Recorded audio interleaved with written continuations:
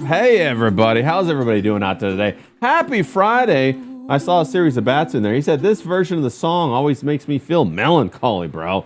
Well, it does. It's like you're trying to escape. It's almost like when is Viva Kamika Mika Ole. I think that's how you say his name. Israel Kaviva Mika Ika Ole. When he wrote that song over the rainbow, bro, it's just like, damn, man. It's like it's such a prescient moment about the human experience, and how we try to transcend. And it's almost like it's like when your spirit leaves your body and goes somewhere else, like in death or something like that. It is. It's a heavy song, people. Shout out to you, bro. A series of bats for Rip is, bro. Hey, welcome. Happy Friday. Didn't mean to start it on a down note, but let's fucking go. Let's go. Hope you guys are having a great Friday out there. We're having a good time here. Hope you guys got something to drink. Hope you're wrapping up your week and having a fucking blast today. South London, James. What's going on, James? What you got drinking over there, James? You got anything to drink, buddy? What do you got over there?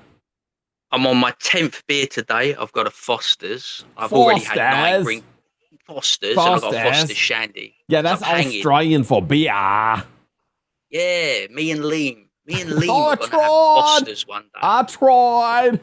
Gonna do this. Well, you were telling me you were in town today, having a good time. You went on a little bit of a shop. Was that a good time? It's always good to be in town, isn't it? Yeah, it's always good to be. I told you, I've got this. I don't know what you call it. You call it a roving eye. I've got this terrible roving eye. Yeah, okay. If I saw 50 beautiful women, I saw 150. Oh, were they out today? Was it a nice day? Were they wearing their summer dresses and they were out and about? Yeah, if you go to a place called Royal Tunbridge Wells, you have it's kind of like this weird dichotomy. You have the poor area, where the birds are nice, but then you have the richer area in the pantiles, and the birds are off the hook. Is it? They are some of the sexiest posh birds you've ever seen in your life. James, what's the trick to picking up a posh bird? You got to give them a bit of the old charm. You got to give them a bit of the accent. You got to give them a bit of the roguish smile. You know, you got to tempt them with I could be with a bit of gutter trash here. Okay. You got to lure them in with the potential sexual experience. You want them to feel like they're going to be with the bad boy from the other side of the tracks, right? You want them to be all oh wow. Yeah, okay. You know the concept of a bit of rough, don't you? You've got the bit of rough over there concept, haven't you? Where the bird comes from, the posh area, and she goes into the little council estate and picks herself up. Yeah. Gets herself an experience that she'll never forget. Yeah, we call that. What is that? Ghetto traveling or ghetto tourism or something like that. That's what we call them over here. When girls just come over. The D-Wag experience is what they call it. Yeah, the D-Wag experience. Now that's hilarious. Now Zaid's out and about. He's working hard on his video game. As everybody knows, Zaid's working on his video game. Let me go ahead and pull that up real quick. I know that he's working hard. He's got a deadline. So he's trying to get his video game pulled together real quick, and we appreciate that. And so he's out today working hard on his video game. But let me just go ahead and jump over here and show you guys. Don't forget to go check out zaidstudios.com. Check out his video game. We got Beckon. He also has his comic book. I had it right here. Where to go? I'm not sure. But you can also go download his video game on Steam. You can check that out. Get that. It's the beta build right now. It's in the beta test. And so give that a go. He's going to be at the Tampa Comic Con September 4th, 5th, and 6th. If you guys are in the area, go check him out. Buy him a shot of tequila or whatever the hell he drinks. I think he does drink sake too. He drinks vodka. And just give him some love, okay? So if you're in the area, go take a picture of him and post it. Give him some love. And that's Zaid, okay? So zaidstudios.com. Give him a follow on X, Studio Zaid. Great guy. Also, D-Wag, he's out and about. I think he's out there. James, did you hear where D-Wag's at? Is he out there scrubbing dumpsters, trying to get a new dumpster or getting a new woman or selling crack? What's he doing out there? I have no idea. I've got really sore shoulders lately because I'm having to carry the whole fucking stream. Yeah. I know. It's like, where is D-Wag? D-Wag is supposed to be the best of us. Yeah. He's supposed to be the shining star. He's supposed to be the great streamer. and all I see is he's never here. Yeah. He's so good, he's never here. What's he doing? Turn up to work, son. Turn up to work. Yeah, facts. You're making me look good, and I know you don't like me to look good. You know. Well, D-Wag, yeah, you guys are in competition over there. So yeah, let me go ahead and jump in the chat and say what's up to everybody. We got Mersh in the chat. Shout out to Mersh. Big clippity clap clap. If you guys didn't see him, we had what was it? A hot tub or a bathtub stream the other day. We had a good time on PTP's podcast. Mersh was there. We were reflecting. We were talking about deep, essential things of the human experience, bro. It got all philosophical, poetic. And then I came on to lower the tone. Yeah, and then James came on and ruined the whole fucking thing. So go check that out. It's on PTP Pod. I think he was on Rumble. We were on Rumble, I believe. But that was a good time, and it was a fun surprise to see Mersh. Of course, Mersh, you're always welcome to jump on any of my streams. You got the open invite as being one of the OG bruvs, so shout out to you, buddy. Let me go ahead and jump down. Put some clothes on, though. I don't want to see yeah, don't be naked. Please put some clothes on. Put some clothes on. Don't be naked, 100%. Let me go ahead and jump in the chat and say what's up to everybody. Seashell SoCal, always fantastic to see you. Professor Grass, let me give Grass a little round of applause. We were chatting out Grass. He's going to have some movie streams coming up, so make sure you guys keep your eyes out for that. We'll be reposting that. Go give him a follow. A series of bats. Shout out to you, bro. Always fantastic to see you. Hillbilly Harry. Shout out to you and Jared. Hope Jared's doing fantastic. Hope you're doing fantastic too. I was John with Hillbilly Harry earlier about some of the our favorite thing to watch on TV is when the guys try to escape from the police in LA, bro. We saw this guy on a fucking dirt bike, and he was trying to escape from the cops, and he even radioed ahead to get his buddy to put some gasoline or petrol in a park, and he like pulled up and put it in his dirt bike, and then went out of here, and so that was fantastic. Let me go ahead and let me drop this link. Let me go ahead and drop a link real quick to our boy, big guy, Mersh. Fantastic. Just in case he's got time, he wants to jump on or anything like that. But who else we got? We got Miami John. Shout out to you, bro. Who else we got out there? We got all kinds of people having a good time. But no, we're having a good time here. And is Tita going to Tampa? Going to Tampa? Is who? What now? John Tita? Is Tita going to Tampa? I think he is, isn't he? Yeah. Miami John. Yeah, Miami John's going to go up to Tampa. I think the Comic-Con going to check the people out, gonna see what Zaid's doing. All this stuff is very exciting. I got the comic book coming, the Super Killers. Yeah. It's already printed, bro. Can you believe that? It's being shipped right now. The big old box is gonna be in transit. My apartment's starting to look like it's overrunning with all this packaging. I got the Gemini mailers today. I got the stickers. It's exciting, right? It's exciting, to see your creation come to life. I got the blood flowing, and I'm going to get back to work. I'm like really excited. I'm like vicariously living through more talented people, and I enjoy it. You know what I'm saying? It's fun. Well, no, I'm going to include everybody, bro. Like I said, we're going to get you. We're going to get you on there. And then, look who we got. We got the man himself. Let me give you a little round of applause there. Mersh, what's going on, buddy? Good to see you, man. How you doing, bro? Howdy, fellas. Well, thanks for jumping on. I know you guys just finished ROTC like fucking 5 minutes ago, bro. So thanks for popping on. How you doing? I'm good, man. I already exercised a little bit, took a shower. Now I'm sure. Okay, now you're on to the shower. Not so much the baths anymore. It's less philosophical that way. Well, later I'll probably take a depression soak later. Yeah. I like a good late night depression soak. You know what I mean? Those are the best. I like to worry the cats a little bit, get Louis concerned about what's going to happen to his meal ticket. You know what I'm saying? He fucking does not, bro. Louis has learned like 4 new meows. Oh, really? He's got like new language. I never heard of. Yeah, dude. He does not like it. Yeah, I can imagine. He's like, "Oh, what the hell's going on?" He's getting in this water. He's soaking. Is he going to go down the drain? Is he going to disappear? Is he going to come out clean? Like he sounds like what I would imagine if I just started trying to speak Chinese. The Chinese guy. Like I'm just trying to get through to him. Yeah. Yeah, that's funny. I tried to learn Chinese for a half a minute, bro. I sounded like a fucking terrible motherfucker. Mandarin is not easy, dude. No, I sounded like a cat. I did. And I sat there I was over in China and Taiwan for a while, and I would actually say the Chinese words, and they'd be like, no, that's wrong. Say it again. And they would do that for like an hour. And I'm like, okay, I don't want to talk anymore. I don't want to pretend anymore.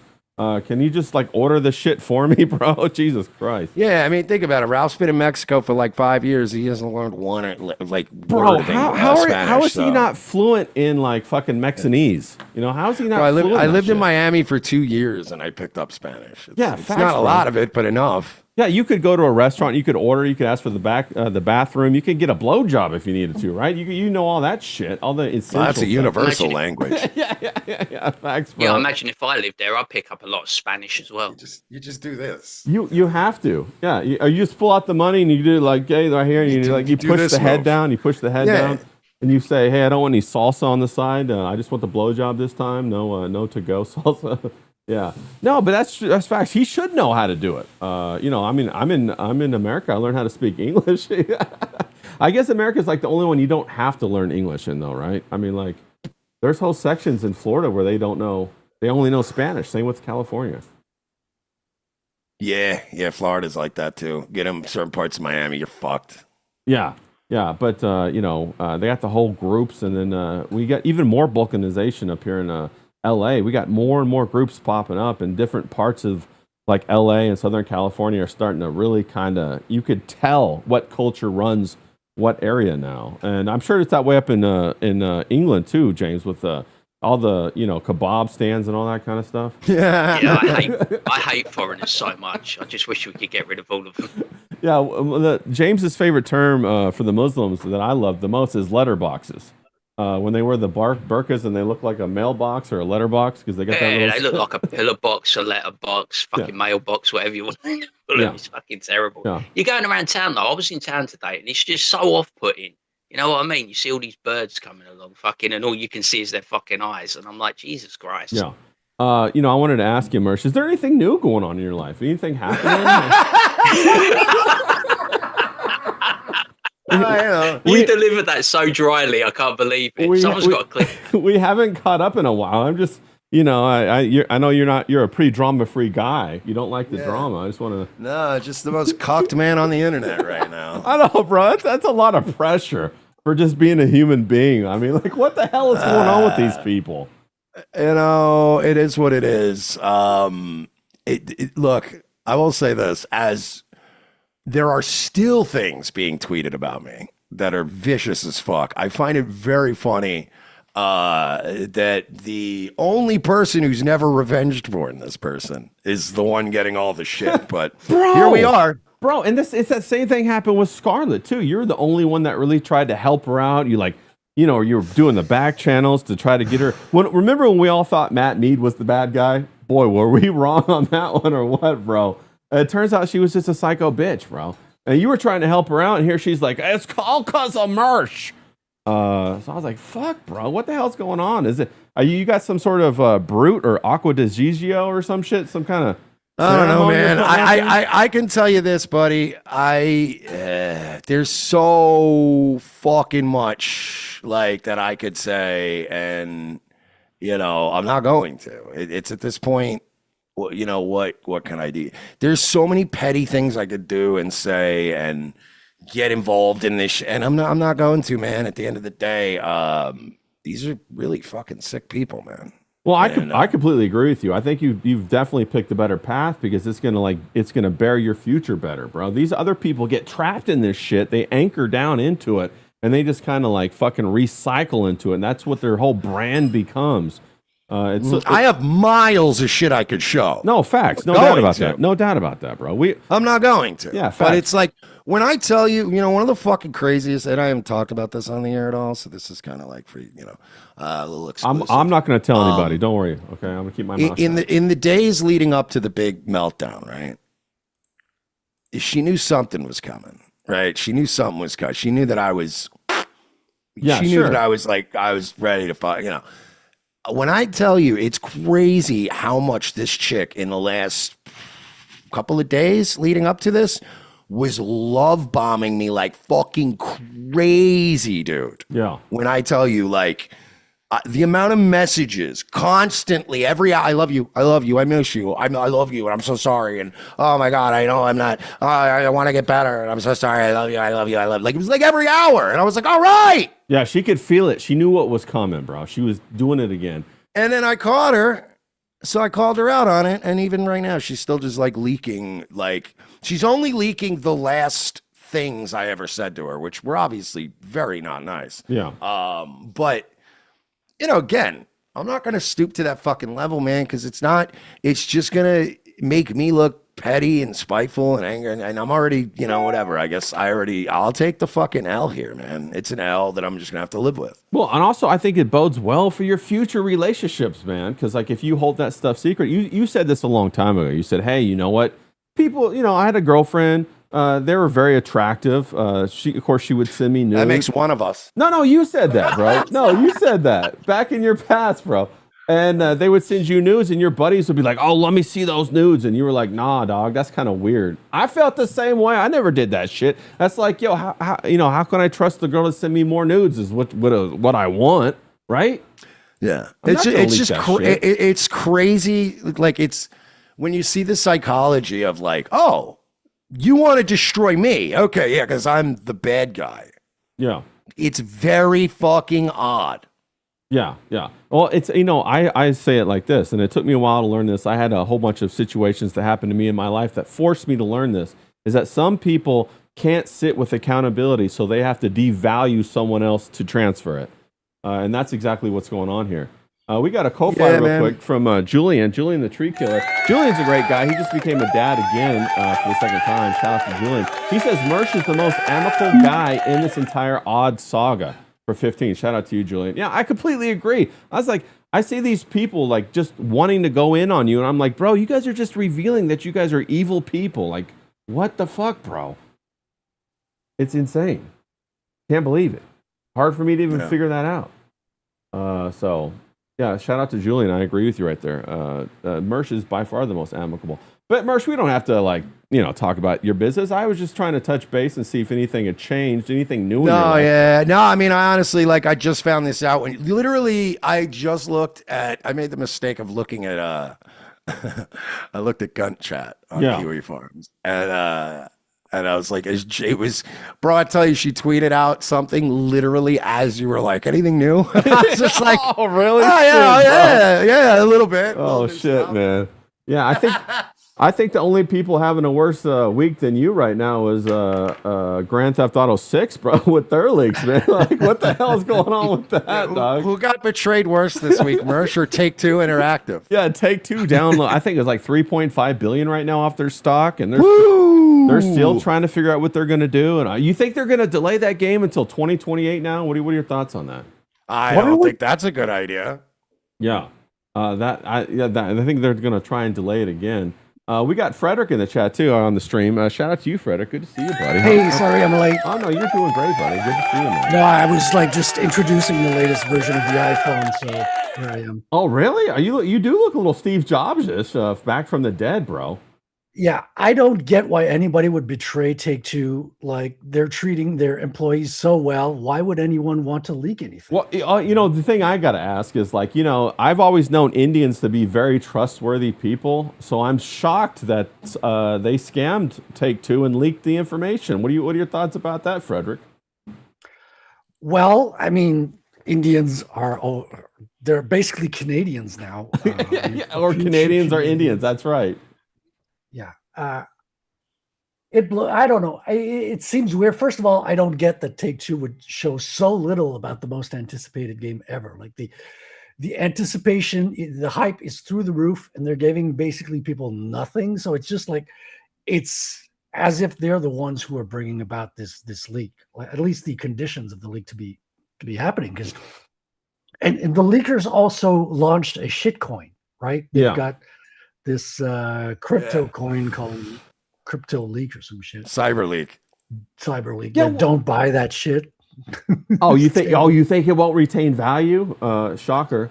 Yeah, Mersh, what's going on? Is this a guerrilla marketing tactic? I'm all in on Cyber Leak. I'm 100%. Are you going all in? No rug pull on that one? You think that's going to the moon? Are we going to the moon on Cyber Leak? Let's fucking go. As the resident guy on this stream today who's only known for making good decisions. Fantastic decisions. Everything you own and put it all in CyberLeak. You'll thank me later. Should I max out my credit cards on the 30%? This interest? is investment advice. This is legally binding investment advice. Yeah. I am a licensed financial advisor.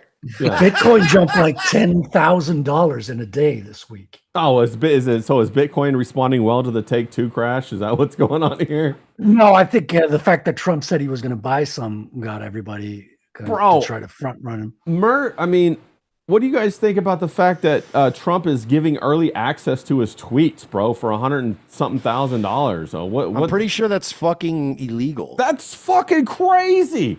What the hell? What the hell is going on with that? And manipulating the market, taking gains. What, Mersh, do you think he was the one that leaked the whole Grand Theft Auto 6 thing? was that Trump who leaked it? Or that Barron? Would be funny if he was just like, the bums at Take-Two Interactive. Yeah. The Black Candace Owens, she had something to do with this. Charlie Kirk. Mersh. I mean, if people were talking about GTA 6 more than Trump, I mean, it would be a viable option, don't you think? No, he's trying to get back the news feed. I see what you're saying. But it is a joke. I know that James, you're going to get Grand Theft Auto 6. You're going to stream it. Yeah. Are you excited about it? No, not really. No? What are you talking about?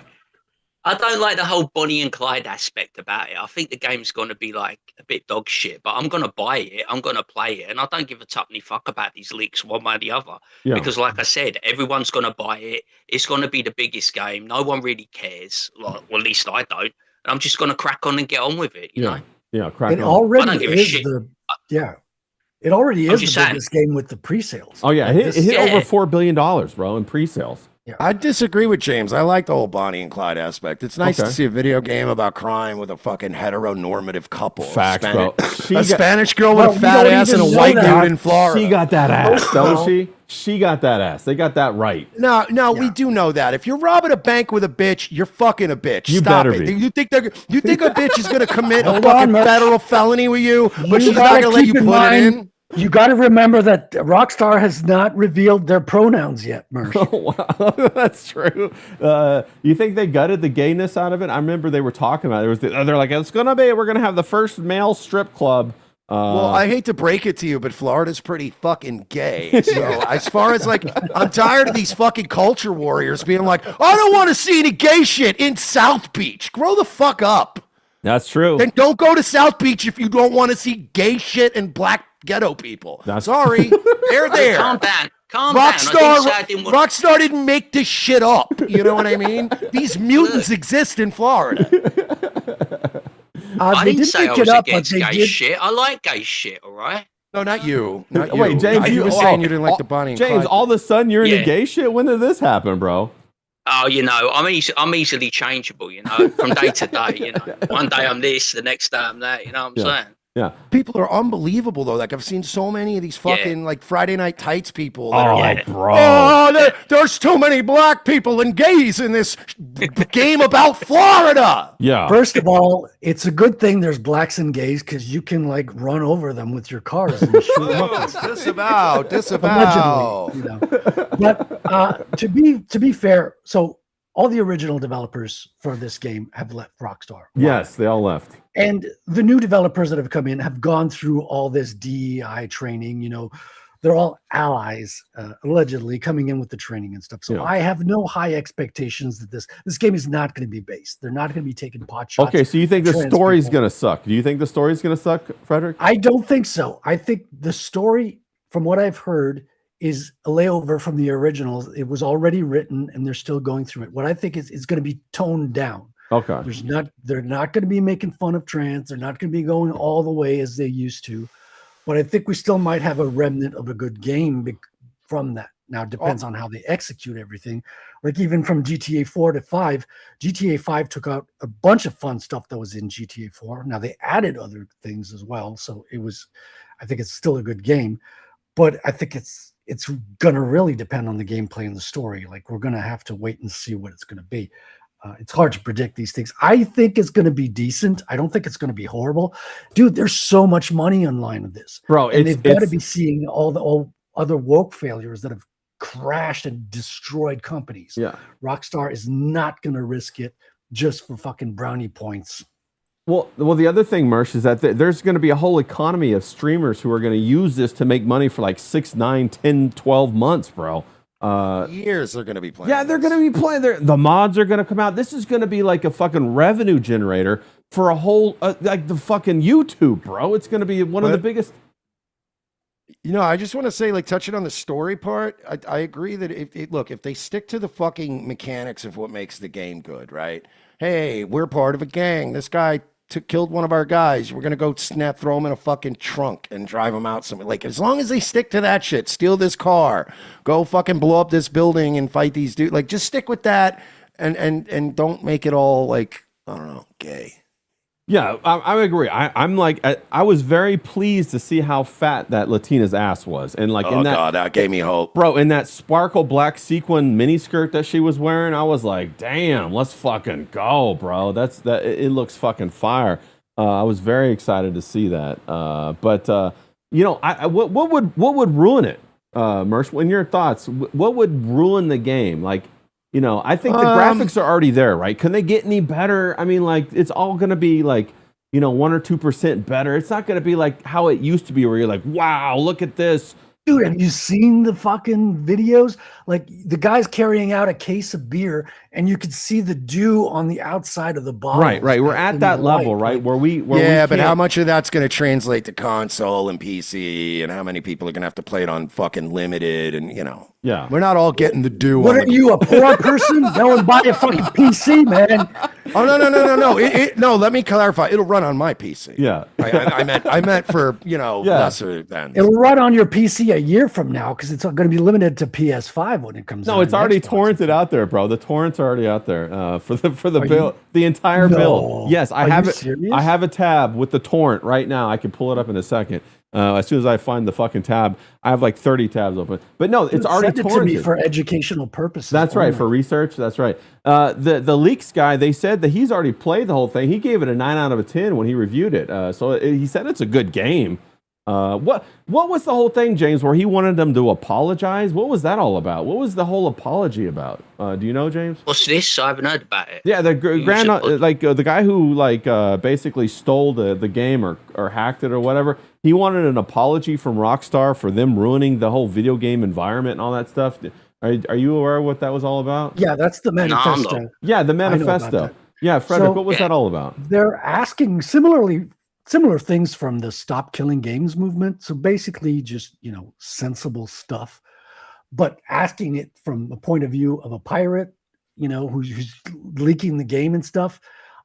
I don't think it's going to do anything, to be honest. No, I don't think so either. It's not going to not going to change their company because of no, bro. And also, they can't yield. They can't bend the knee. It's obvious, bro. If you bend the knee, you're cooked. Now, Mersh, like a lot of people are saying that they're going to make this kind of a WoW, a World of Warcraft platform.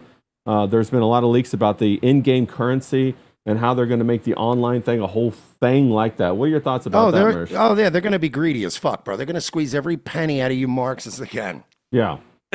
Yeah, that's what they're gonna do, right? They're gonna. It's gonna change. And then the online game is gonna suck dick, just like GTA 5, where everybody's got fucking jetpacks and Master Chief armor, and everybody's just flying around shooting fucking from their jet pikes from the sky, and everyone. You say that like it's a bad thing. It sucks dick, bro. The only good fucking servers on GTA 5 are the ones that kind of nerf that shit. Yeah, I've heard. I don't know if it's a rumor or what, but I've heard that there's going to be like a real world currency linked to it too. Yes. You're going to be able to exchange money in and out. It's that whole concept that it's not direct currency. It's linked, you know, by a translation or transition to in-game currency with that kind of barrier, so they can skirt those laws of like, I don't know. I bet it outperforms the dollar. It's going to be amazing. It's going to, bro. It's going to. I saw that Aiden Ross was going to run a server where he was actually going to pay people the value of whatever money they earned in the game. What about that? That's fucking wild, bro.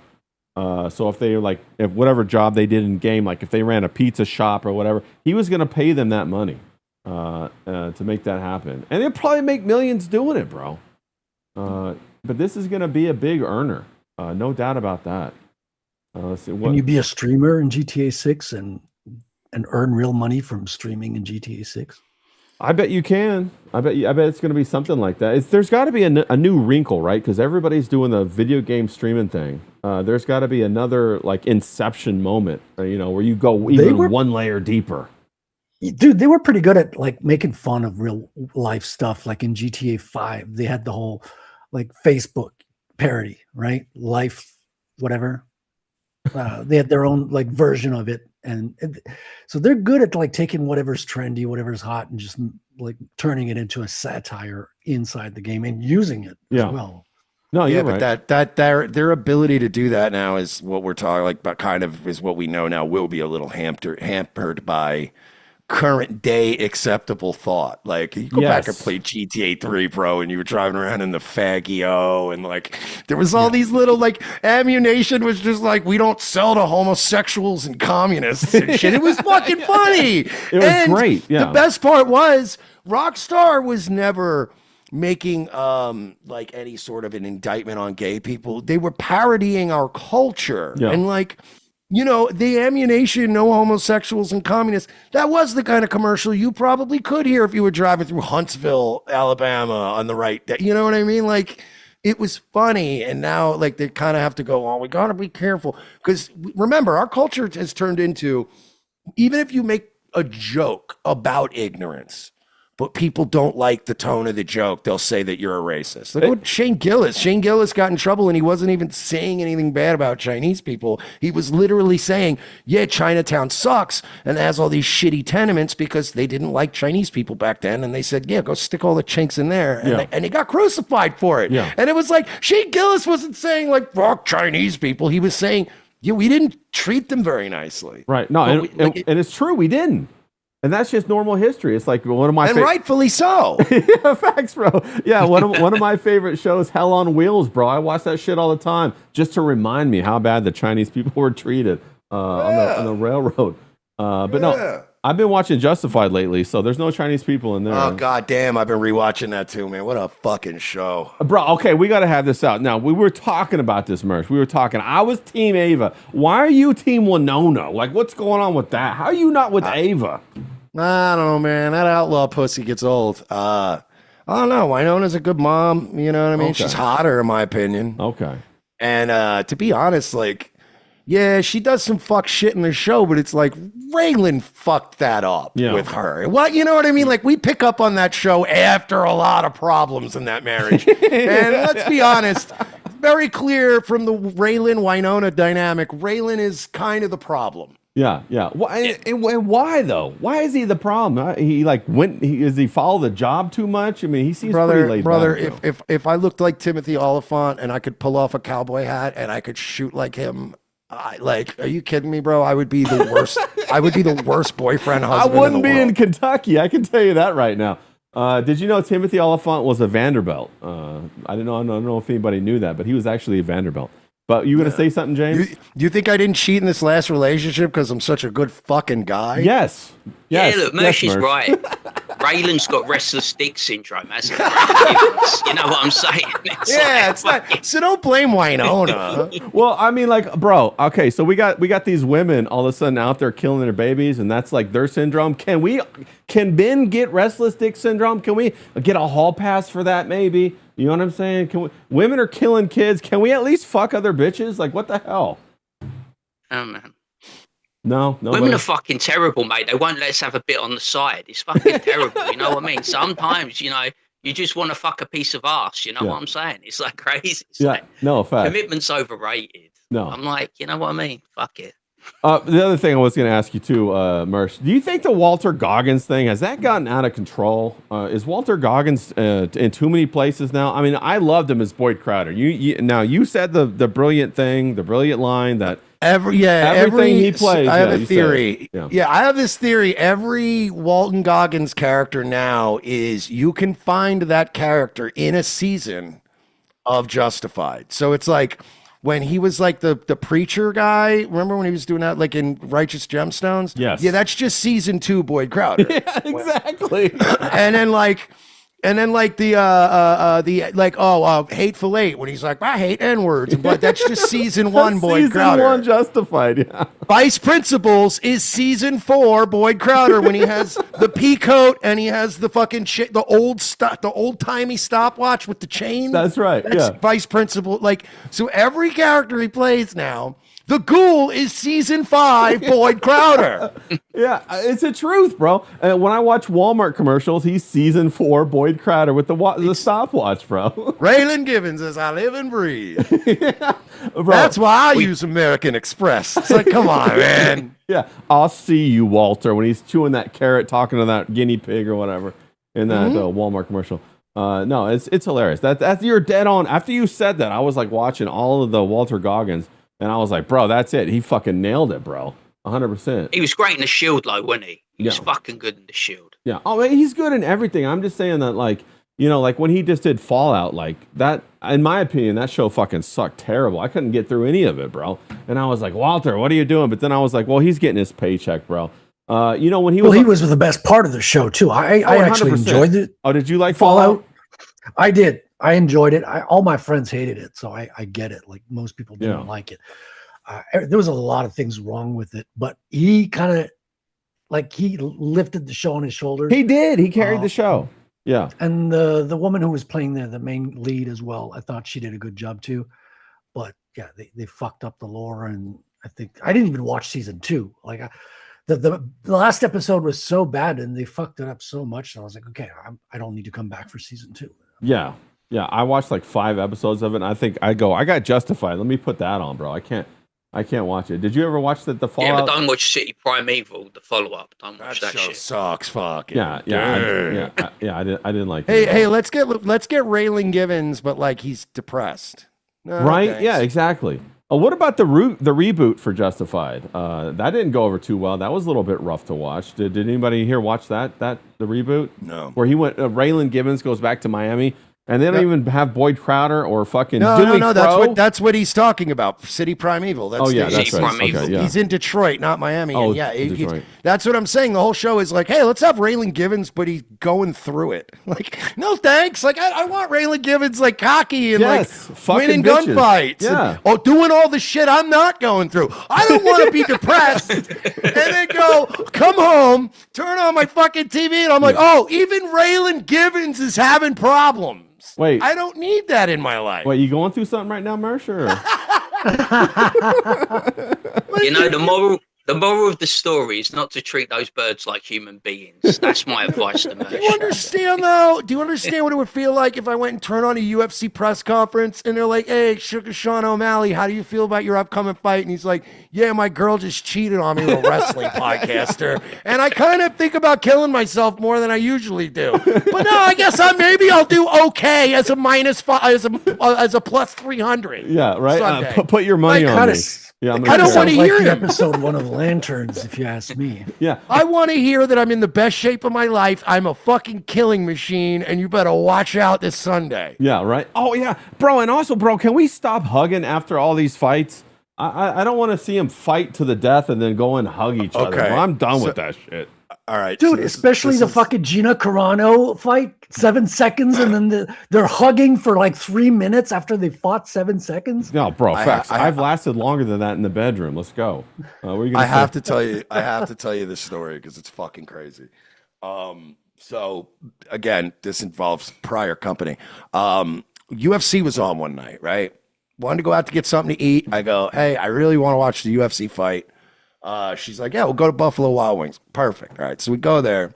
We sit down, and I forget the fight. I think it was Charles Oliveira and somebody. There's two of these really like they both fought and they both trained together at the same thing, and they're like friends, but they're fighting. So the fight's over, right? And the winner wins, the loser loses.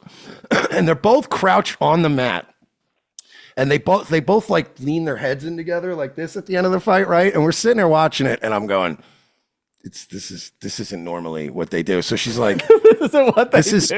So she goes, this is pretty gay. And I'm like, well, they just fought. They're from the same school. It's not going to get that bad. And then they start hugging, right, with their heads. And I'm going, no, these dudes have a lot of mutual respect. It's the warrior thing. It's not gay. And she's like, this is getting pretty gay. And I'm like, I don't know, man. And then they start hugging like for real and like laying on the mat, hugging each other.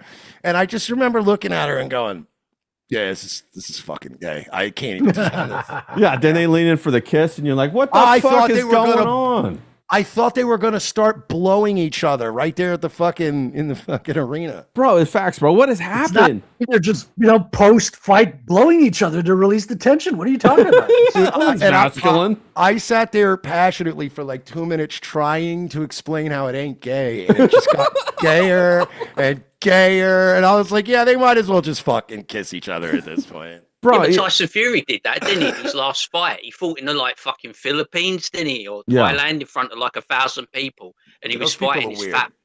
He was fighting that fat box, and then he basically stuck his tongue down the other geezer's throat. Yeah, it was like, what the fuck are we doing here?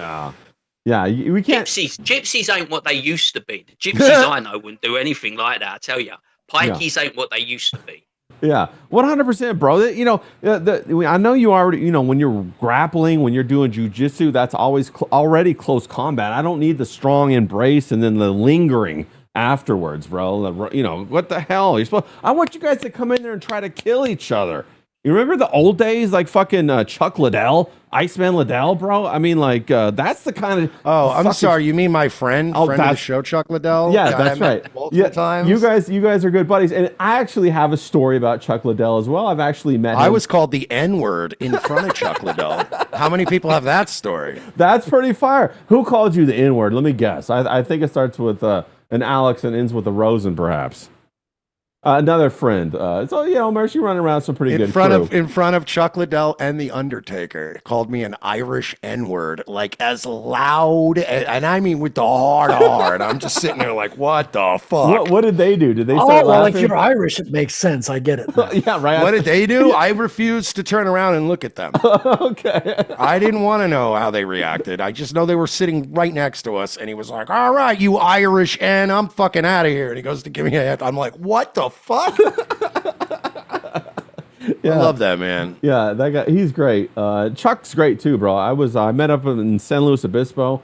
He would always go out to the bars out there. I went to college out there, and he was always in the bars out there. We'd meet him up. He was a cool guy. He'd buy rounds for the whole room and stuff. He's just a great guy, man. Bro, he hung out at the after party for the range day both years, and was in the bar drunk at 11 at night, showing people how to choke people out and stuff. Exactly. And there was a line around the block to just get choked out by Chuck Liddell. Yeah. And he's like, all right, this is how you do it. And it was so funny because look, not shitting on Chuck Liddell, but I shook his hand and his hands all felt like he's not in the shape. He's obviously broken down, right? But my God, bro, you had these young chads that are like, all right, let's go. Guys that train BJJ, like, all right, let's do so. And he would go, all right, ready? And it just a little squeeze, and they were like, all right, okay. Chuck will still fucking kill you, dude. Yeah, and he still got the eyes too. When I was back in San Luis Obispo, he did the same thing, and he had hands of concrete. Guys would be like, okay, hit me in the abs, and he would do it, and they would fucking bowl over. He wasn't even trying. He gives you 30%, but he's like, all right, bop. And you're like, oh, fuck, dude. He's still a kill. And I know what you mean about the eyes, bro. He does get he's got wolf eyes, bro. He's he's on you. He scares me because he's I've noticed at times where I'll look at his eyes and I see the same shit I'll see in people with dementia, you know what I mean? There'll be little moments where he's like, huh, what? What's going on? And then he's like, I'm here at range day. Wait, I thought I heard little KB for a minute. What? Huh? And I get very scared when a guy who's that capable starts going what? That's a good point. Where am I? You're like, I'm nice. I'm a nice guy. Just bought you a drink earlier. Yeah. Hi, I'm Mert. Yeah. I'm cool. Yeah, that's a really good point. Another guy Look at me. I'm not a threat. Yeah, I'm friend. I will buy you alcohol. Friend here. I'm the world's biggest cuck, Chuck. Don't even worry about it. They call me cuck. They call me Cuck Liddell. Yeah, can we hug? So, if I don't lean into it, what the fuck? Yeah, you got. I have to lean into it. Yeah.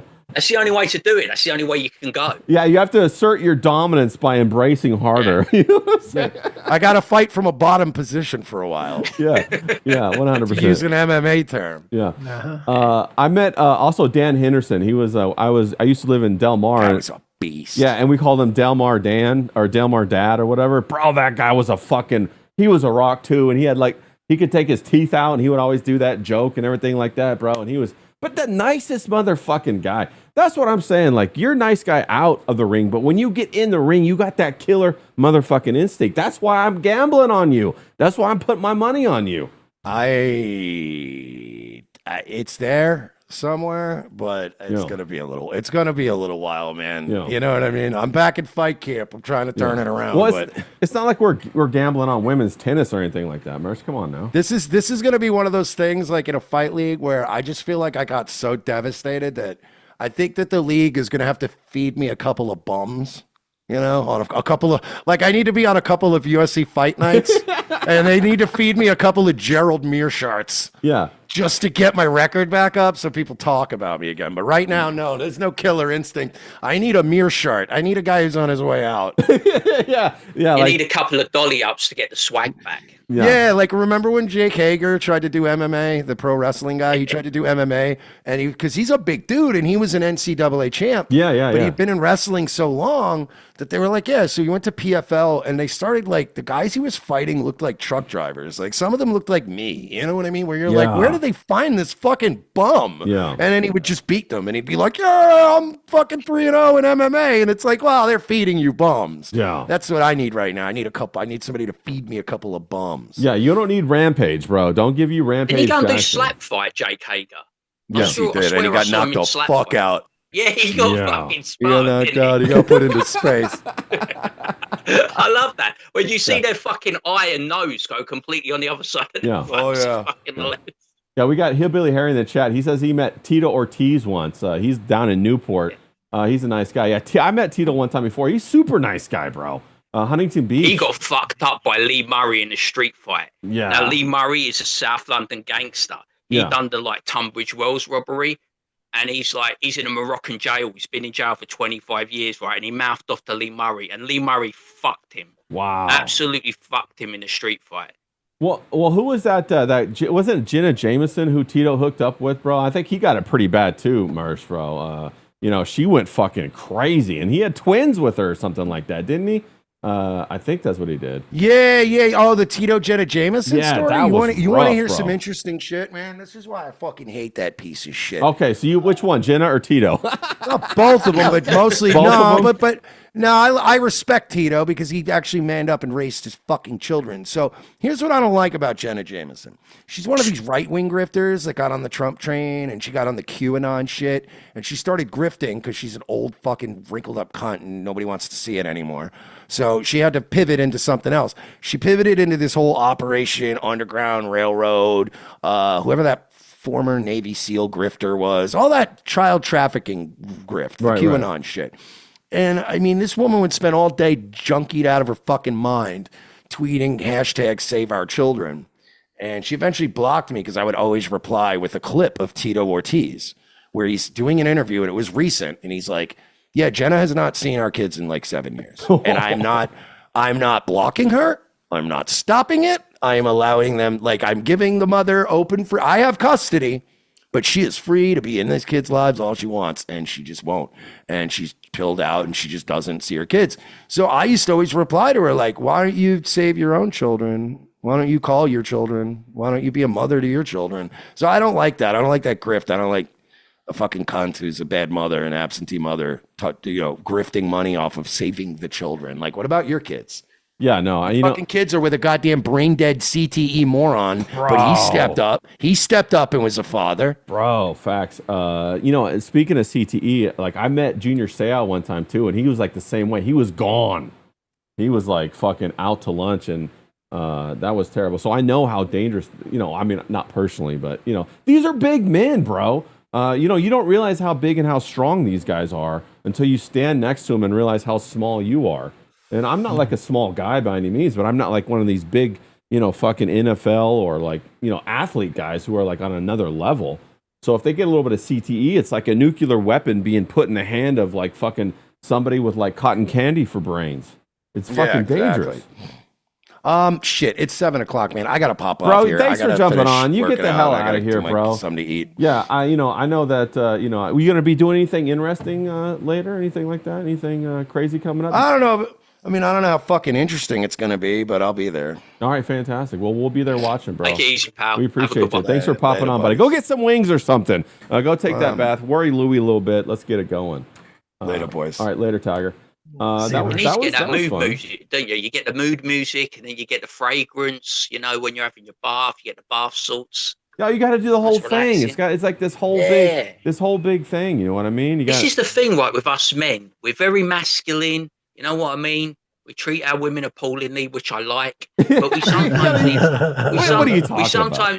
we sometimes need to take some time out and have some R&R. You know what I mean? Some nice relaxing time for ourselves. No, you got to have the Lothario. You know what I'm saying? I mean, I know Frederick. You know what I'm talking about. You're a bit of the ladies' man. You know the finer things in life.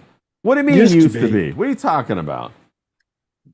Dude, I haven't gone like running after the skirts since the whole fucking COVID thing here in Canada. I've kind of like paranoid. Did that curtail it? Okay, what are you paranoid about? I mean, because first of all, like that's a great point. Like the way you approach people, I think has changed now. I think apps are kind of leading the way with like hookup culture.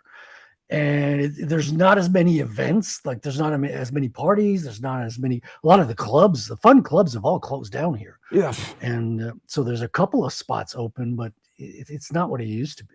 No, you're 100% right. Back in art school, dude, like there was no shortage of pussy in art school, I'll tell you that. Doesn't it seem like women have more of a, like a narrative now, or a programming, or like, it's like they're in a cult kind of, and if you don't say the right words or have the right handshake, it's even worse in Canada. Not in. Everyone's pro-liberal. So if you're not like there's no, like in the US, you have a lot of liberals, right? Democrats, but you also have MAGA and the other side. There's barely any of that here. Like it's everyone's, you got extreme left and then you got more extreme left. So you got to like, some people are a little bit reasonable, but only on certain things. There's no person that you're going to meet that you're like, wow, this guy's based through and through. Yeah. Like there used to be a time when you would like meet like like if you met a certain girl, you had a really strong connection, you would really get excited about it. And then like, when COVID happened, it really became like, well, did you vote for Trump? Or, how conservative are you? Or, they would ask questions like that. And as soon as they don't ask, because everyone here just assumes you're a liberal by default. So it's like, if you shut up, they're going to think you're like them. But as soon as you show your colors or just act naturally and say things like, yeah, I'm looking forward to GTA 6 so you can run over, so people are going to be, oh my God, what is this? Is this some alt-right, monster? But I'm used to it. I was born in Germany, so they've been calling me a Nazi. Oh, you were born in Germany? That's fire. Whereabouts in Germany? The city's called Lahr. Small city. My dad was in the military, so he was like a Canadian posted in Baden-Baden. And so I was born there. So from 0 to 4, I was in Germany. So never learned the language, never got to, appreciate it much because I was still a baby. But, when people hear that. Did you move promptly from Germany to Canada, or did your family go somewhere else before? Okay. No. From Germany at 4 years old, I came back to Canada. My parents followed. And then it was like, Quebec to Ontario. And so a little bit of French, a little bit in English. So, which is why I can speak English without this. You sound accent. Great, bro. You speak English fantastically. I learned English at a young age. Like I asked my parents to put me in the English school. I think when I was in 3rd grade. Yeah. How'd they respond? Started pretty young. How'd they respond? Do they speak French, right? You also speak French. I heard there was like a whole. It's actually illegal here. You can't put your children in English school. That's what I heard. I heard there was like a big disparagement against English speakers and against English people, like almost like a racism. The exception is when your parents are in the military. So when your parents are in the military, you're going to be asked to move around, like Germany and Ontario. So it's a justified reason to send your kids to English school because they're going to need to speak English when you get transferred to to the English speaking parts of Canada. So it made sense. I asked it because I saw my dad watching like MASH on TV. And okay, let's go. And I kept hearing my dad laugh at the TV, but I couldn't understand anything. I was like, I need to speak English to get the jokes on MASH. So you used to learn how to speak English. Well, was MASH worth it? Did you? Was it worth learning English for? Yeah. Yes, it is. It is. Dude, are you kidding? I love MASH. Yeah, I love that show. Great. I thought it was a great show. Yeah. Dude, when the show lasts longer than the war it portrays, you know they did something right? Yeah, 100%. Now, James, did you ever watch MASH? Were you a big MASH guy or no? Yeah, I love the theme. Suicide is painless. Yes, the Manic Street Preachers. Yeah. The Manic Street Preachers, everyone should look it up. Done a really, really good cover. They're a Welsh band.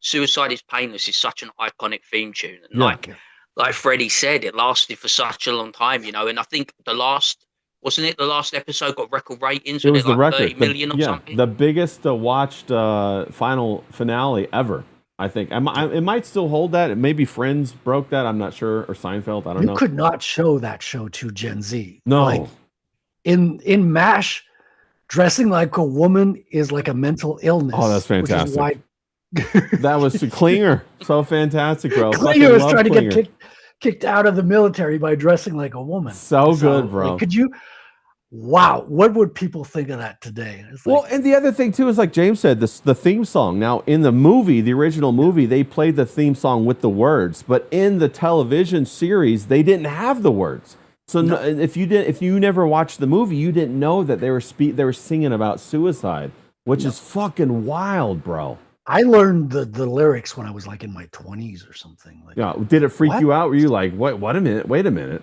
Well, I mean, it freaked me. No, it's not a freak me out thing, but it was like, hold on, let me find out more about this. Let me dig into it. I thought it was, curious and interesting. Yeah. We got Kid Mustang. Shout out to you, bro, in the chat. He says MASH was great for the first 3 seasons. After that, it got a little too preachy. One of the things that happens with a lot of these IPs that are fantastic is the original people have this fantastic idea and they want to put it forth. When it goes forth and it gets acceptance and recognition, then the network comes in and fucks it up because they're trying to fucking do all kinds of other stuff. We see that all the time with all kinds of IP, like Grand Theft Auto 6 or whatever. It's a great example. I have this theory about Grand Theft Auto that Meta failed, right? And so they're going to try to turn Grand Theft Auto into the next metaverse. Like it's already on pace. They want to make it its own platform. They want to make it a situation where people can escape into it. What are your thoughts on that, Frederick? Is that close or is that a crazy idea? No, I think they've been wanting to do that for the longest time. Like I remember when Second Life came out, it was popular in 2006 era. Yeah. And I was digging into it. I was like, okay, this could be interesting, like a 3D environment where everyone comes in and contributes and builds stuff. I thought it was cool. Turns out it was really lame, but whatever. What are you going to do? GTA should be GTA. They shouldn't be trying to be this other thing. I think if they go running after 2 rabbits, they're gonna hit a tree and they're gonna get neither of them. I think they should focus on what makes the game good. And if they do that, other stuff will come to it naturally. But if they're trying to make something like that, I don't know. I think they want to transition. I think they already saw that the game got cultural acceptance, and so they broke past that barrier. Now they want to change it into something else. The original people who are involved with the game are gone now. So they want to manipulate it and make it like a social engineering project now. That's kind of what I think is going to happen. I mean, the biggest moneymaker is GTA Online. Am I right? Yes, and that's a big reason why there hasn't been, a subsequent to GTA 5 for so long. When it used to be like every 4 or 5 years they would have a new GTA. Now, what was it, 10, 11, 12 years? It's because 13 years. Yeah, they had that online moneymaker. And I heard something like they were making $7 million a month off that thing, bro. $7 million. There's no reason to make a new game when you're fucking cranking that out. You want to keep everybody there. You don't want to split your audience. So now they're going to finally move on. I think they're going to upgrade it. I think it's going to become a social engineering experiment. James, what do you think about this? We got the developers. The majority of the developers were in India, bro. Can you believe that? We got a thing here. Yeah, I can. They're fucking everywhere. It's a nightmare. Yeah, we got 1,600 developers were Indian, 1,400 were American, 1,300 were Scottish, 1,200 were English, and 200 were Canadian. Yeah, but the 200 Canadians are also Indian. Yeah. Canadian is code word for Indian. 100% agree with that, bro. Freddie was right, though, when he said all the original people have up sticks and gone, haven't they? They've been forced out of the company. Yeah. I think they were Scottish lads, weren't they? Yeah. I think they were Scottish, weren't they? Yeah, I think so. Some of them were. Yeah. We got a co-fire real quick from Julian. Shout out to Julian. He's a fellow Canadian. He says he's a tree killer. He chops down trees up there in the rural Canada. Dude, me too. I just killed a bunch of trees with my new book. Let's go. That Rattel. Well, let's talk about that in a second. But he says rural British Columbia and Alberta are different animals. Jeet fatigue is real, is what he says. Yeah. Completely agree with you on that one. What's your Jeets here? Do you not have Jeets in Quebec? No, because the province is French, so no Jeet would come in. Okay, well, thank God. First of all, they have to speak French already to come here. Okay, yeah. That's the one. And we've been protecting our culture more than others. Like, I think all the other provinces have been reduced to 50% white people, Canadians. Our province is still at 75. Okay. So what we're getting is Africans. So we're getting the French-speaking Africans that are dropping over here. Yeah. Spawned here. Yeah. Oh, wow. French Africans. That's crazy, bro. Is that a big impact? Do you see a large influx of them? Oh, huge. And they're violent. Like you can't look at them in the eye. They're like, what you looking at me for? What you looking at me? You can't honk them. They get fucked. Dude, they go into a fucking spiral. Wow. Yeah, that's not... All that is fake because, if I said that, I would go to jail in Canada. Yeah, in Minecraft. That was just a joke. No, in Minecraft. Because, the government doesn't make mistakes in Canada, and I love our cultural enrichment. Of course, yeah. I mean, diversity is your strength. 100% agree with that. Send the trains after him, buddy. Shout out to Professor Grass jumping on the stream. Let's go, Professor Grass. I don't understand Indians, but I know they get hit by trains a lot. Oh, okay. Bro, when Mersh, before he jumped off. See, that's why I'm excited, dude. Like, we are getting a tramway set installed right next. So if we had Jeets, they would naturally get down. But Africans, they seem to do pretty good on trains. I just saw that whole thing about watching a Nigerian train go through all the trash and everything like that. That seemed to be pretty good. So I'm excited about that. Grass, how you doing today? We were talking about Grand Theft Auto 6. We were talking about the leaks. We're talking about it's already up on BitTorrent. Are you excited about this game? I know you are. Here you go, right here. It's already up on BitTorrent. There you go. People are already downloading the full build. I might try and grab that if you have that actual link, because I did not see that the link was floating around too. But it's just a prototype, guys. That's not the full version. You're going to get the full version when it comes out, right? Like, why is everybody so freaked out? And also, first gay bar. Did you guys never play Ballad of Gay Tony on the GTA 4? No, not gay bar. Gay strip club. Gay strip club. That's what they're talking about. Thing, isn't it? No. Gay and they're... I don't know gays. No. A gay bar is somewhere where you can go and still pick up women, right? A gay strip club. Really? Bro, great. All the women are at gay bars, bro. Yeah, women. The hot women are around gay men. They love it. Protected. They love it. They love that shit. Yeah. It's a whole pageant. The gays have the best food. They got all these fag hags. Have you ever heard the term fag hag? Yeah. Oh, okay, yeah. Yeah, or what are they called? Fruit flies? Yeah.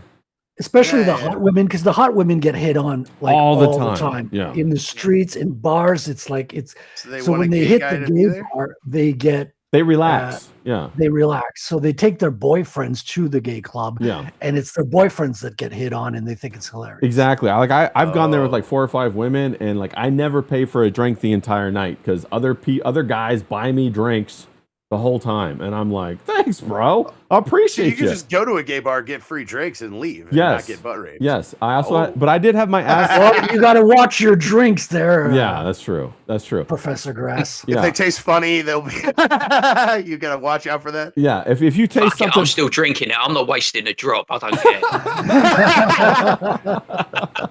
Fucking done took you camping, son. That's bad. Yeah, right. I wake up. I go, why am I so sore? What the fuck happened? No, you wake up the next morning. You're like, wait, am I gay now? Does that make me gay? Hey, you got 3 free cocktails, man.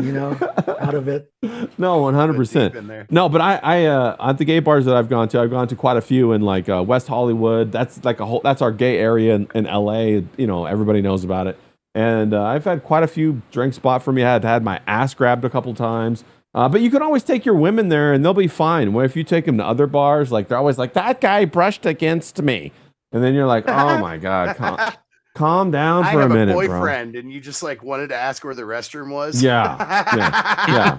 Or like that guy grabbed my ass. I'm like, well, how did he grab your ass? Well, he kind of brushed his hand against my butt, and I'm like, aren't you gonna do something about it? Yeah, and you're like, oh my God, bro, just relax for a minute, bro. Relax for a minute. Andy James grabbed her ass like this.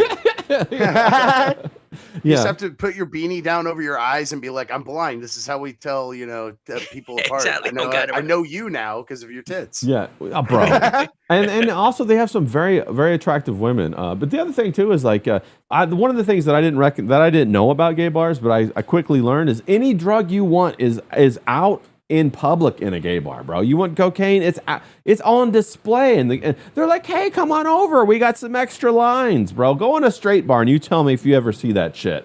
So it's like diplomatic. Well, you got different drugs in a straight bar. You'll have weed, you'll have coke, and that's it. But the gays, they got their fancy like gay drugs too. Yeah, the pink cocaine. They have pink cocaine. They have MDMA. They have the stuff they sniff for their. I don't want to. Yeah, no, they got the whole thing. No, I had a couple gay buddies when I lived in San Francisco, and they would just disappear for 4 or 5 days and go clubbing. And I'm like, how do you guys like stay up for 4 or 5 days? And they're like, oh, we have our ways. Turns out their ways are methamphetamine, bro. They fucking smoke meth, like literally smoke meth. And I'm like, bro, doesn't that hurt your dental plan? I mean, like, what the hell are you talking about? Why are you guys doing that? Dental plan. That's what he said. Yeah. No, I've known many of meth heads, and I don't think any of them had dental plans. But in San Francisco, they all had like these prime, like fucking tech jobs where they had excellent like healthcare and excellent all that. Oh, were they on meth or Ritalin then? Like that's the same thing. Is that? Whatever, I don't know. Like, is it the same thing? I didn't know. Basically, yeah. Like chemically, basically. Joe Schmo in the chat, he says it loosens up their buttholes before and during gay sex. Now that is true. That's the pink cocaine, bro. It's called Tucci, and it has MDMA, it has ketamine, it has cocaine, and it has something else, and amphetamine in it. And God, you just have to try it on the women. Of fucking drugs. Well, that's what Diddy had in his house. They found a whole big fucking bag of it, bro. But yeah, it's no bueno. You got to watch out for that kind of stuff. Yeah, and it helps you relax so they can shove that shit in the back door easier. Did you guys ever hear of Spielberg's first movie, Amblin? Yes, the movie that his company is based on. Yes, I did. The company's based on. Yes, why don't you tell us a little bit about it? Yeah, so it's just about this guy who's like kind of walking around with a guitar case, right? Yep. And he meets this chick, and she's asking, "What's in your guitar case?"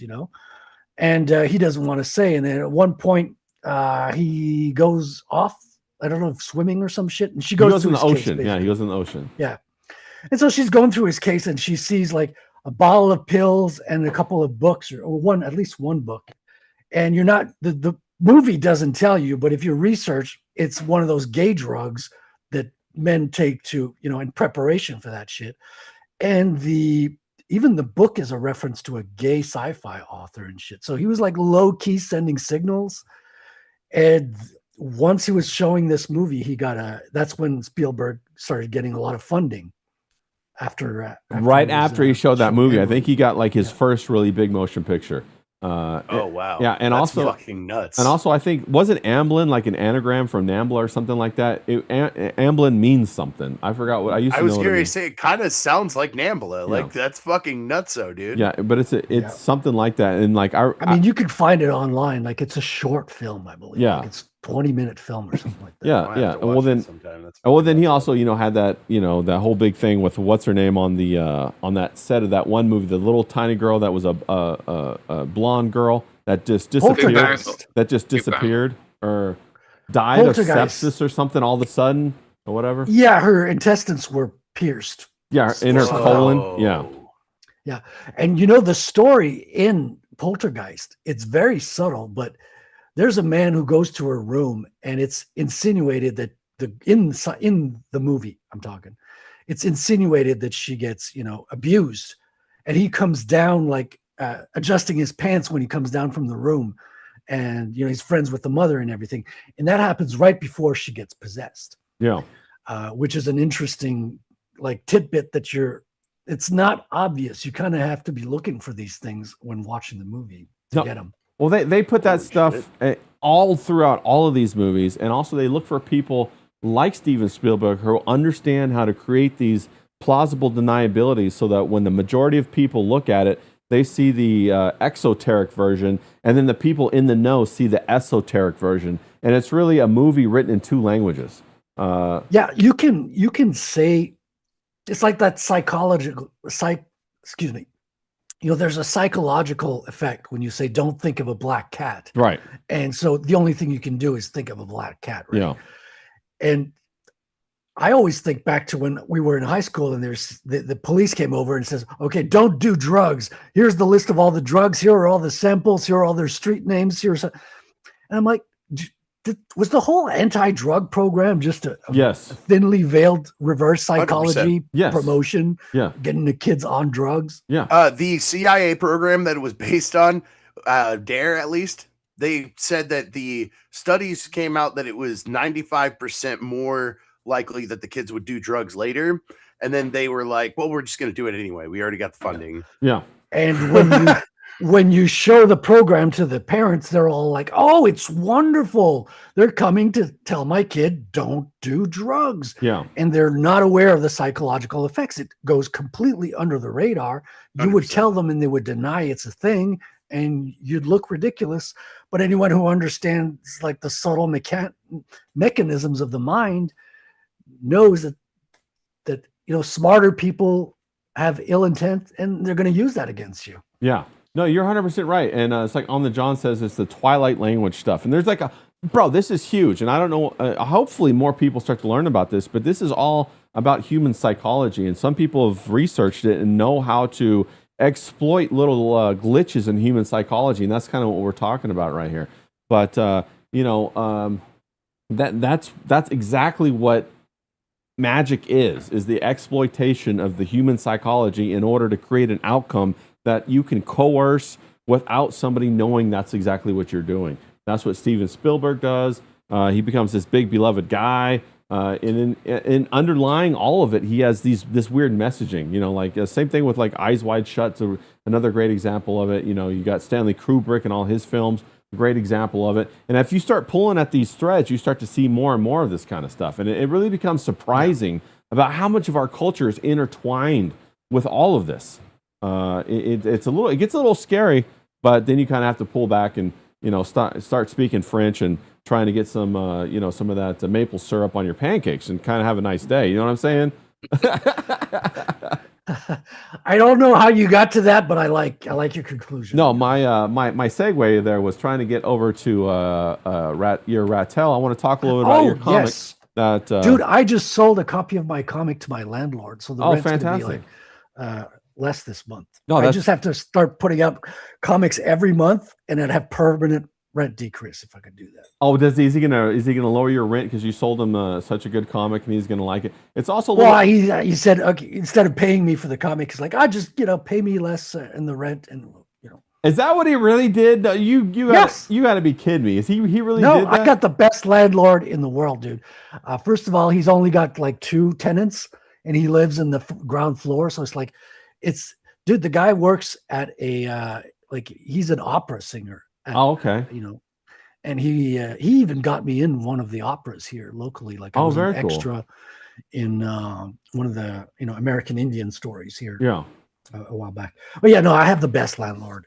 So I'm super happy. Well, that's fire. That's why I'm still staying in the city. Let's go. Yeah. And also it's probably a little more exciting, a bigger chance at women. I know that you say you don't chase skirts, but we never stop chasing skirts, do we? Come on. We never stop. No, it's just the skirts have skirted off. They just got a bad attitude right now. I was talking to somebody today about it. About one of the first questions I ask women is can you cook? Would you go in the kitchen? And if they respond it's Dracula on Sunlight, I say okay, well no. But if they're like okay, yeah, then I'm like okay, well we can keep talking. But I wanted to pull up this. We got Rattel right here. Thank you. Yeah, your work is fantastic. You got a great book, Rattel.com. I'll just ratelcomic.com. Yeah, you do. You're a great judge of character, man. I appreciate that. Obviously, bro. Obviously. Let me go ahead and drop this in the chat. For anybody who wants to check something out, why don't you tell me a little bit about the comic while I drop this in the chat? Yeah, man. So this is a story, I was just seeing a lot of shitty comics coming out, and I'm like, I wanted to become a comic book artist. I put it aside for the longest time, to just, get my life together and shit, because it's hard to, earn a living making comics these days. And I was like, okay, I got a little bit of time. I got a little bit of leeway. Let me go back and have another go at it. And I was like, what do I want to draw? And to me, the best thing in the world is the freaking like superhero comics. I think like Spider-Man, Punisher, Spawn, all that good stuff where you got like the wild costumes, you got the fights taking place in this over a city and skyscrapers and all the fantastic like monsters of villains and stuff. And I was like, okay, let's do that. And what kind of hero are we going to have? How does he finance his life as a superhero? And I was like, well, obviously it's going to be Bitcoin, right? Of course. It's been an interest of mine for like since I got into it since 2017. Yeah. So I went down the rabbit hole. I'm like, okay, this is an interesting community. Montreal as well is a big, important city in the history of Bitcoin because, we'll get back to that when we're on the topic. But I was like, okay, let's make something. It takes place in, Quebec. I'll have something that's tied to me and my culture. And it's an interesting city that has not been visited for superheroes. Okay.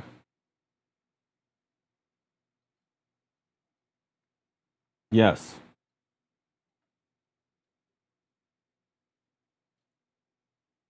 Wait, hold on real quick.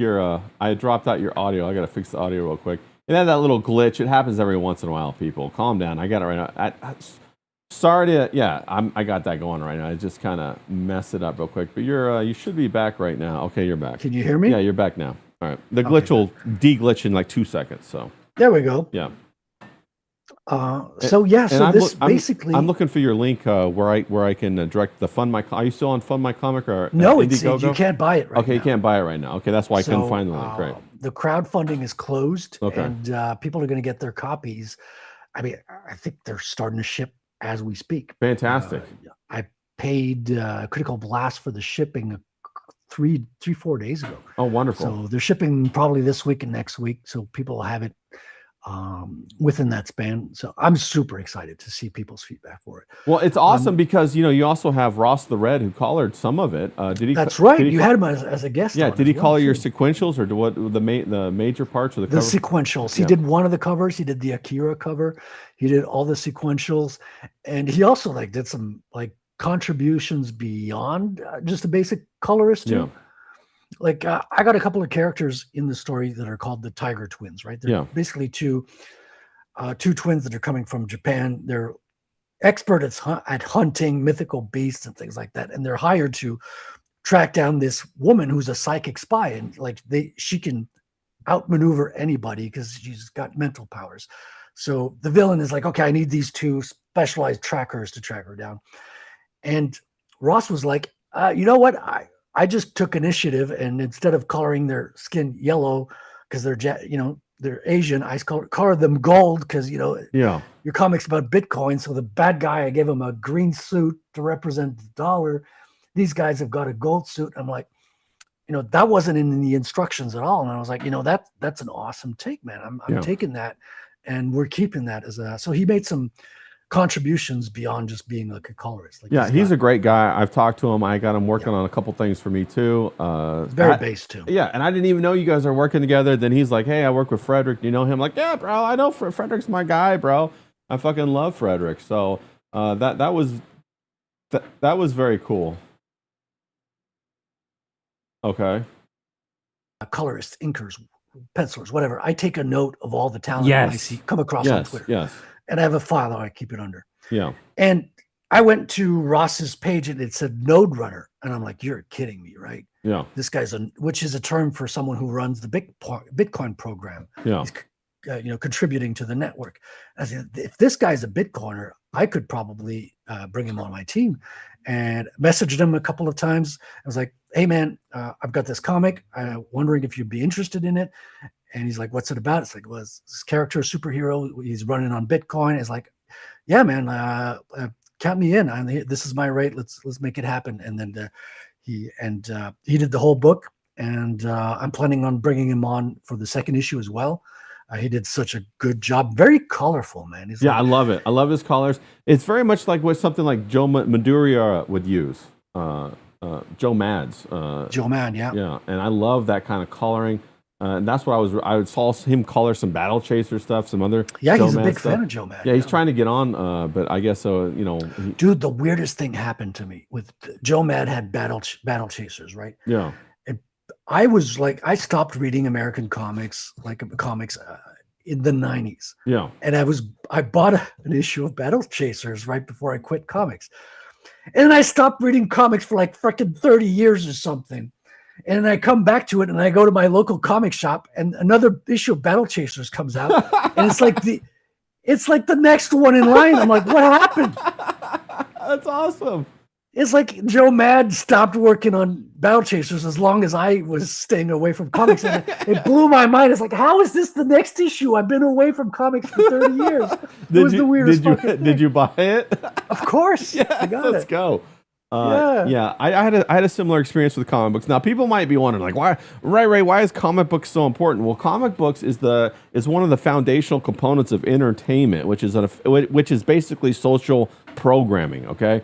With comic books, it's one of the few mediums that a singular person can control the entirety of the project. It's not too big where it's like a movie where you need a whole bunch of people, so other influences can sink in there. Like, for example, Bone was one of the first ones that was on the Scholastic program and actually had wide success, and it influenced a lot. So it gave a lot of people that were independent comic creators hope. And that's what we're doing, kind of thing. That's why it's important. Well, you could also do something solo when you're writing prose, but the difference is with comic books, when you're presented a comic, your mind starts reading it before you choose to read it. Yeah, right?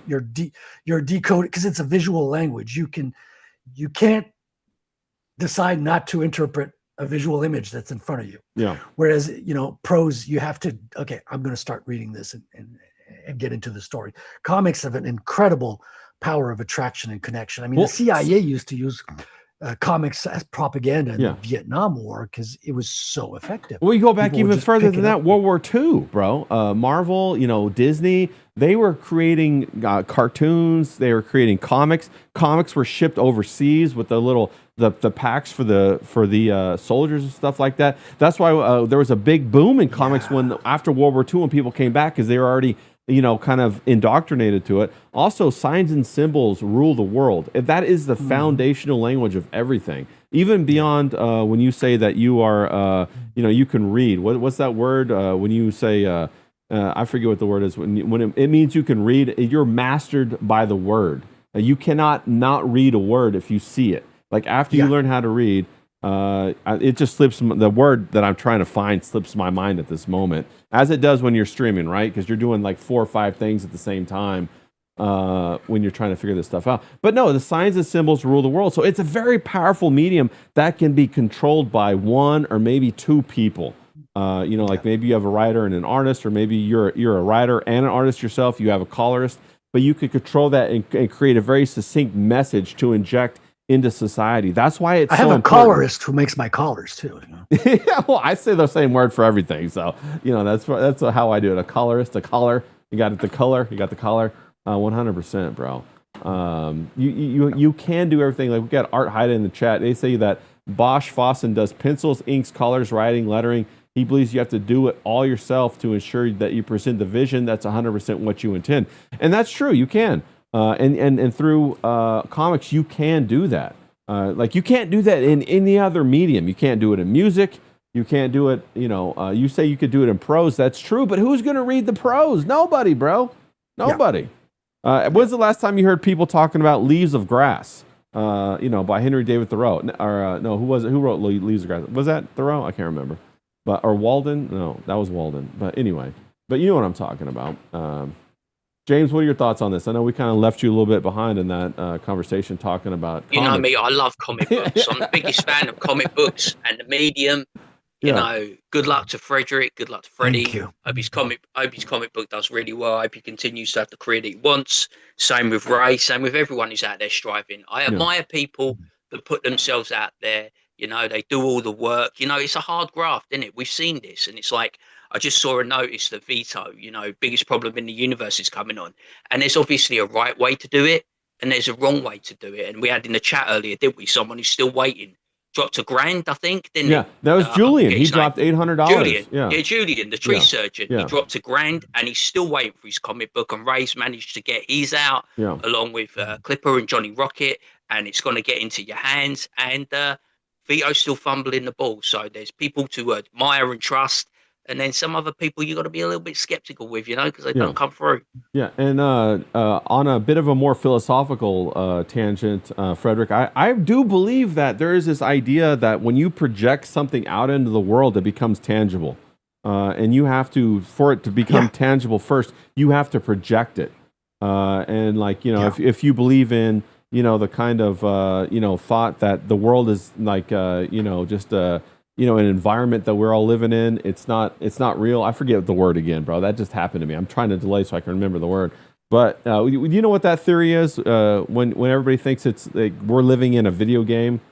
The simulation theory? Simulation theory. Yeah, a bit like simulation theory. It's not like positive. It's not The Secret. It's not positive affirmations. It's projecting something through behavior. And then it will manifest. And not manifest. That's not the right word. But it will come together. But you have to put the behavior out there first. Like, for example, you want to be a comic book creator, make a fucking comic book. Don't try to go apply for jobs. Just make a comic book. And then what'll happen is that the ball will start rolling. You'll start to see opportunities jump up. What are your thoughts on that, Frederick? 100%, dude. It's like manifest is not a wrong word. I mean, you could call it prayer too. I don't believe the simulation theory. I think that's some like atheist crap that scientists have to explain the world to themselves. But I do believe, like, whether it's through prayer or imagination or just wanting and desire that's really strong, if you have an image in your mind so concrete, so well developed that you're naturally, your body, your reflexes, your choices, your decisions are all going to fall into place. Any opportunity that comes up to realize your vision is just going to be instantly taken advantage of. Yes. And things are just going to realize themselves because you plan them out or envision them, whatever words you want to use. But definitely, like, before it happens in real life, you have to imagine it, right? Yeah. To be able to recognize it and make it come to fruition. And that's definitely. Yeah, that's how you get out of a little groove or like a rut that you're in. You come up with a concept, you have this idea of what you want to do, then you start putting behavior behind it, and you allow that to snowball. Then what happens is opportunities present themselves that you never could have imagined yourself. And whether it's prayer, whether it's like, I do agree with you that a lot of people approximate what they think, and they create these rules about the world that aren't true because they're not living in the moment. So they try to approximate it. You see that a lot with like cluster B personalities that create all this rule set.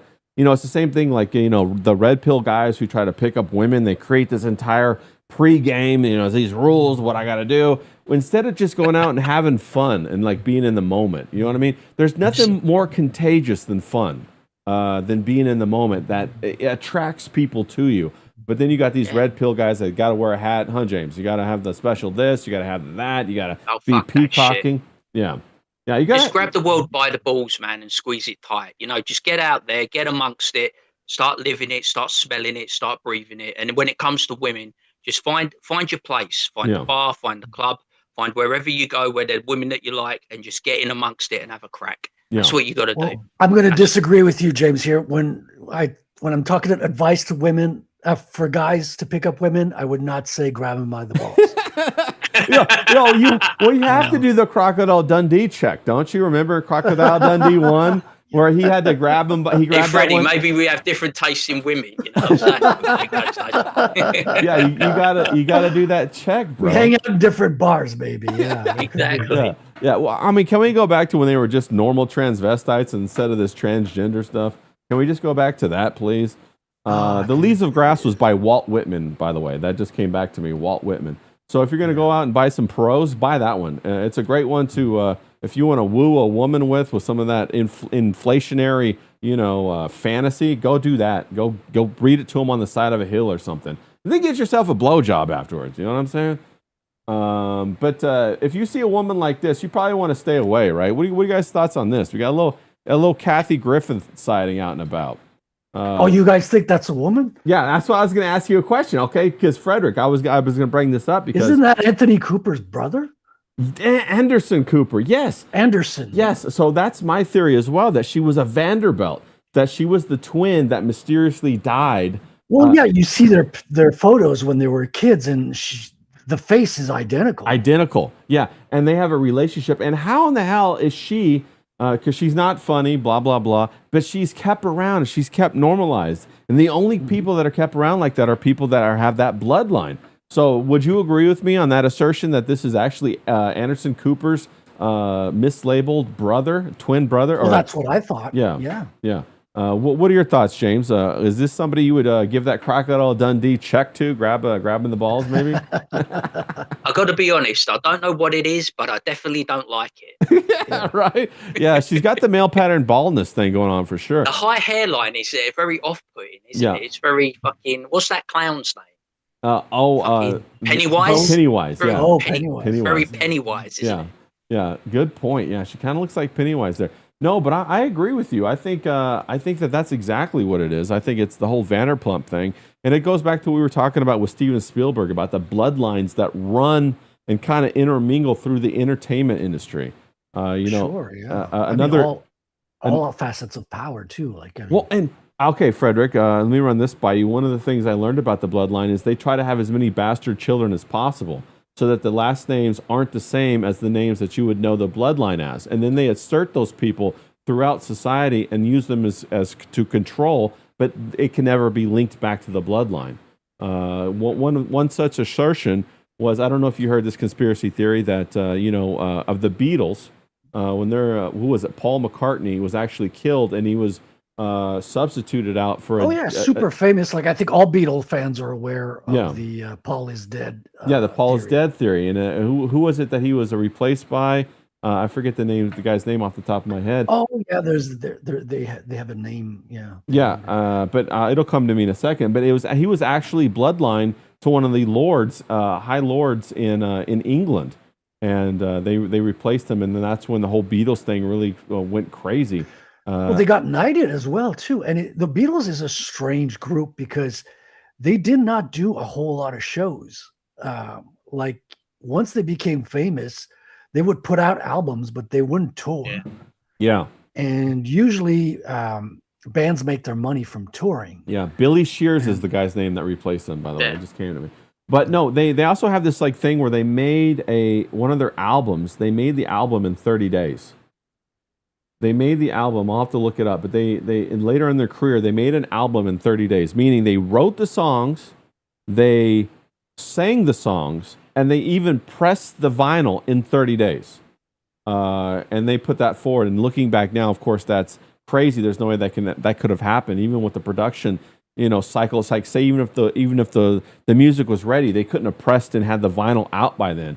Because there's some sort of thing about the process with the vinyl and how it has to cool and cure and all this kind of stuff. But and they have to do their satanic rituals over the master too, like that. Well, I mean that's at least one night, right? Yeah. Miami John says Billy Shears in the chat too. Yeah. Well, also they had Aleister Crowley on that Sgt. Pepper album. Do you remember that? They had the yeah. He was one of the faces. A whole bunch of people are on there. And Paul is backwards on the I think it's the backside of the album. Yes. All the Beatles are laid next to each other, and Paul you see his back. Yeah. And people have cited that as one of the explanations. I mean, it's pretty strange. But one of the things I've wanted to look into with the Beatles is because I've heard they were maybe kind of put together like a boy band with one of these think tanks. What's it's it called? Tavistock. 100%. That's exactly what it was. I've never read that I want to get into it. That sounds absolutely fascinating. I got the guy for you. The guy's already researched it. I got it for you. I'll send you the link, and maybe we'll have a conversation about it. Well, I got the book in my library, but I just buy books. I don't actually read them. Which book do you have? The Billy Shears book or the Tavistock book? Hold on, let me grab it. See, I just pulled up the Sgt. Pepper album cover, and they have it halfway cut off, so that won't work. They have Aleister Crowley edited out of the picture, bro. I need the full image, bro. Come on, not half the image. I need the full thing. Oh, there it is, right there. Oh yeah, that one. That's a fantastic book. Yeah, I'm familiar with that book too. Okay, so put the ears. Okay, so this is Tavistock Institute: Social Engineering of the Masses. Yeah, and this is by Daniel Estulin. Yeah. That's a fantastic. He also wrote another book. I can't remember what it was, but there was 2 books that he wrote that were excellent. And you got owls on the cover. Yeah, of course. Got to be careful because owls are not what they seem. No. And what was that? Let no. What is it? The spider. Let no knitting spiders come near, or something like that. There's one of the things that's why they have the owls. Wrong button. Sorry. Here it is, right here. We got it, Sgt. Pepper. Yeah, there's a lot of fascinating stuff, and then we got Aleister Crowley up in one of these corners here. See, he's on the left. There he is, right one. there. Yeah. There he is, right there.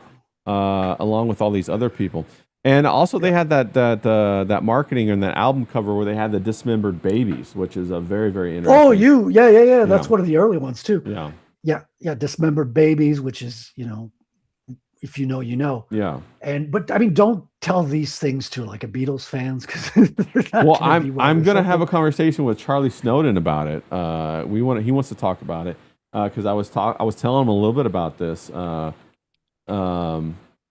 And he's all excited about it. So I sent him the I sent him the thing. Maybe we'll have you on too to talk about it. That'd be. I have to read the book before we do that. Okay, so here's a huge channel that is about the Tavistock, the British invasion. It's called Mike Williams' Paul is Dead channel. A Sage of Quay. It's a fantastic resource to go and talk about not just the Beatles, but the entire world of modern music. Well, I would imagine it's not just them because before learning about the Beatles, I learned about the Coral Canyon, right? Okay, yes. The Laurel Canyon, facts. Laurel Canyon, I'm sorry. No, you're right. There's the whole hippie movement, which a lot of them seem to have like naval intelligence as fathers. Oh, well, the Doors. You're talking about the Doors right there with Jim Morrison. Well, not just the Doors. There's others too. But yeah, of course, the thing with Jim Morrison, it wasn't that big, that popular back in the day too. But did we just lose? No, we didn't lose. We're good. Okay, I thought you were gone. Jim Morrison, so he was like almost the face of the hippie movement. I mean, growing up in the frickin' 80s and 90s, everyone had a Jim Morrison poster still in their room, and they weren't that big. They didn't sell that many records back in the day either. And his father had an interesting position too, because he was in the boat that apparently was involved in the attack of the Gulf of Tonkin that kind of launched the Vietnam War. Yes. So that's and Jim never talked about his dad, acted like his dad was dead. Yeah. Well, he's dead to him. And one of his co-band members wrote a book after Jim's death about a singer in a band that faked his death. Yeah. Which is an absurd coincidence, man, when you line up all these coincidences. And and then when you look into the stories at Laurel Canyon and about all these celebrities that went up to Jared Leto's now. He owns this residence. He owns the residence where they bought it. Yes, he owns this huge house, Laurel Canyon, where they recorded music, and also Disney animation. When the Air Force Base or the Army, whoever it was, took over Disney during World War II, they animated from that spot. They did a lot of the animations from there for the war. The clips for the Disney war clips, like when Donald Duck goes, go off to war, or whatever it was. They did it from there. And it used to be owned by the military. And now, Jared Leto owns it. 30 Seconds to Saturn, which is a cult, by the way.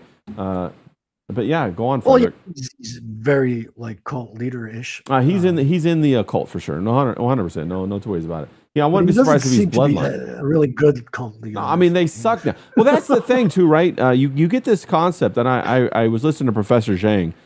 He brought up this concept of when you have elite overproduction, meaning there's too many there's too many progeny of the elites, and they don't have anything to do, so they just kind of sit around and they become degraded in their ability to run these narratives, their ability to do any of this stuff, because they're like Michael Jordan's son. They go to France and they snort coke all the time. They don't, he doesn't learn how to play basketball because his life's too easy, bro. That's what we got going on right now. And that's why everything seems to be coming apart narrative wise. I mean, we got Joe Schmo in the chat. He says, would you believe the popularity of jazz music was also completely manufactured? And yes, I would believe that. Also, because I would believe that the other thing too is the CIA completely concocted modern art in the 30s. Yeah. And so dude, I've went through frickin' like art school here in Quebec, and like half of everything we studied was like modern art, which is like just, and they were trying to drill in us that it's art. And as a kid, you go in like open-minded. Okay, maybe I'm not smart enough to understand it. Now I realize it's a fucking psyop, and the smart reaction is to see that it's bullshit. Yeah, and to treat it as such. But it's such, people don't they don't trust their own tastes. Yeah. If you tell somebody it's worth $40 million, they're like, well, I must be really retarded and not know anything about art. And I will trust this authority over here who tells me it's $40, because it couldn't be, it couldn't be about fucking brainwashing the masses or keeping your money, in a port somewhere outside of the, the realm of taxes and shit like that. Yeah. So, yeah. Well, the whole thing is that way, and we see it. You start to realize that all of these different things were manipulating society through the guise of entertainment, and it goes back to that experiment that they did. They did all these kinds of psychological experiments on people. Do you remember that experiment where they had somebody come in and they all sat in a group of 5 people? Everybody was in on it except for one guy, and they did the number, like how many fingers is he holding up, and the guy holds up 2, and then everybody says 3, 3, 3, 3, 3, and they're all in on it until they get to the last guy who's not in on it, and he like looks around and he goes 3, like that, because he thinks he's wrong because of what he sees, and they're just studying how easy it is to pressure someone to doubt what their own senses tell them, and that's what's going on.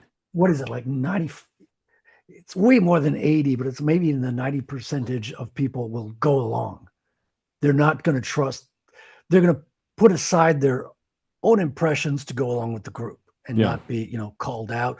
Most people are afraid of humiliation. Most people are afraid of being called out in any way at all. So, and if there's no incentive to stand up for like you've seen the freaking experiment where they electrify a dude. Yeah. Most people go past the amount of electricity it takes to kill a guy. Yeah. Okay. So what you're talking about, let me just set it for the people. What you're talking about is like, I think it's a Stanford prison experiment, or one of them where that's correct. They have somebody come. No, that's another one. Oh, that's a different one. So it is another college experiment where they have somebody come in, and then they have a guy in another room, and they're watching the guy through the glass, and they're supposed to turn up the voltage, and the other guy. Got 2 people who are brought in. Yeah. One is supposed to be the teacher, and the other is the learner. Yeah. The learner is a stooge. The learner is in on it. He's in on it, right? Yeah. So the teacher goes in, and there's a guy in the lab coat that says, "Okay, you got to press buttons and electrify the guy when he's wrong with the answer, because we're going to teach him how to be right through electrical feedback." Yeah. And if he doesn't answer, you also got to shock him. Yeah. And so the learner, who is a stooge, starts saying good answers and bad answers, and then eventually stops answering. And the dude in the lab coat is like, you got to shock him. Yeah. And then you're past the deadly mark, and you kind of look at the guy in the lab coat. No, we have to go on, or else the whole experiment is invalid. So please keep going. Right. And most people will go along with it. 80% of the people. Yeah, they found out that if the guy wears a lab jacket and as a position of authority looks like a doctor when he tells you, then 80% of the people go along with it. When he did not have a lab coat, I think only like 20% of the people went along with it. So that we just lived that with the whole COVID thing. safe and effective. Well, can you imagine if he has a lab coat and he's on TV yes. and he's like backed by the authorities? And now we're talking about Dr. Fauci. So you see the application of these experiments in real time 40, 50, 60 years later. That's why it really, really matters. 100%. I mean, we are living in an MK Ultra world. Like all the techniques they learned how to brainwash people in a one-to-one stage, they're now applying it en masse by having these, global, like horrifying elements that horrify the country as a whole. And then they come in with the answer. The response is already set up even before the thing happened. No, you're 100% right. And they have the, as technology tightens its grip, they have more of a throughput to the individual. They have a higher, what do they call that? They call it a higher resolution, or it's more granular is what they call it. But because they can reach 1-to-1 instead of 1 to like a family or 1 to a community, now they can reach from the government 1-to-1 to you. And like, what do you think TikTok is? What do you think Instagram is? What do you think Facebook is? What do you think all this stuff is? It is the deployment of these practices directly through technology, 1-to-1 to you as an individual. That's why it's so important to. I mean, the CIA had a program identical to Facebook called LifeLog, right? But they scrapped it exactly the day that Facebook launched. Right. And I also. But that's just a coincidence. Yeah, but that's just. I've got one more. We got. I think Michael Howard in it, or is it Joe Schmo? I just read this. Michael Howard says, "Sorry, I'm late. Kind of going back and forth between you and Sven." Well, shout out to Sven, bro. Big fan of Sven. Love that guy. But and I think I see Force Mommy in the chat. Shout out to you, Force Mommy. Great to see you. But no, the thing that I wanted to say was that the deployment of all this stuff is on purpose. There's no coincidences here. LifeLog, was run by DARPA. The other thing too is, I bet maybe you knew, maybe you didn't know, but Mark Zuckerberg was a part of Chabad at Yale. Chabad Lubavitch. He was in the other people during that time that were a part of the online on-campus group of Chabad was Jared Kushner, was Natalie Portman. I think Alan Dershowitz was one of the chairs or the leaders of it. So you see these very influential people that then all of a sudden become billionaires, all of a sudden gain all this great leverage and influence over society, and you start to put the pieces together a little bit. You start to be like, hey, wait a minute, what's going on here? Completely agree with that. But no, these are some of the conspiracy theories that I think the more that time goes on, they're no longer theories. They're proven. Well, we're running out of conspiracy theories because they're all being proven. Yeah. And I think it's less controversial to be a conspiracy theorist today than it used to be. I think everyone is to a certain degree. Well, I call it almost everyone. Yeah, I call it pattern recognition. When somebody says, "Are you a conspiracy theorist?" I'm like, no, I'm pattern recognition. I'm like, that's illegal here in Canada. Oh yeah, I'm sorry. You guys can't have that yarn going from each pin to pin like that. No, we're not even allowed to buy cork boards and string here. Yeah, anymore. Well, is it feeling very Stalin-esque over there? Is it? I mean, not in the day to day. It's just you're seeing the laws passed for these things. So we haven't seen yet the arrest. I mean, during COVID, it was funny because there was this guy who was calling our prime minister and the prime minister of the province, not of the country. Yeah, you were calling him like basically like a Gestapo, like right. And the leader of the Gestapo. And because he posted that on Facebook, they sent police to interrogate him at home. Wow. About it, which is hilarious.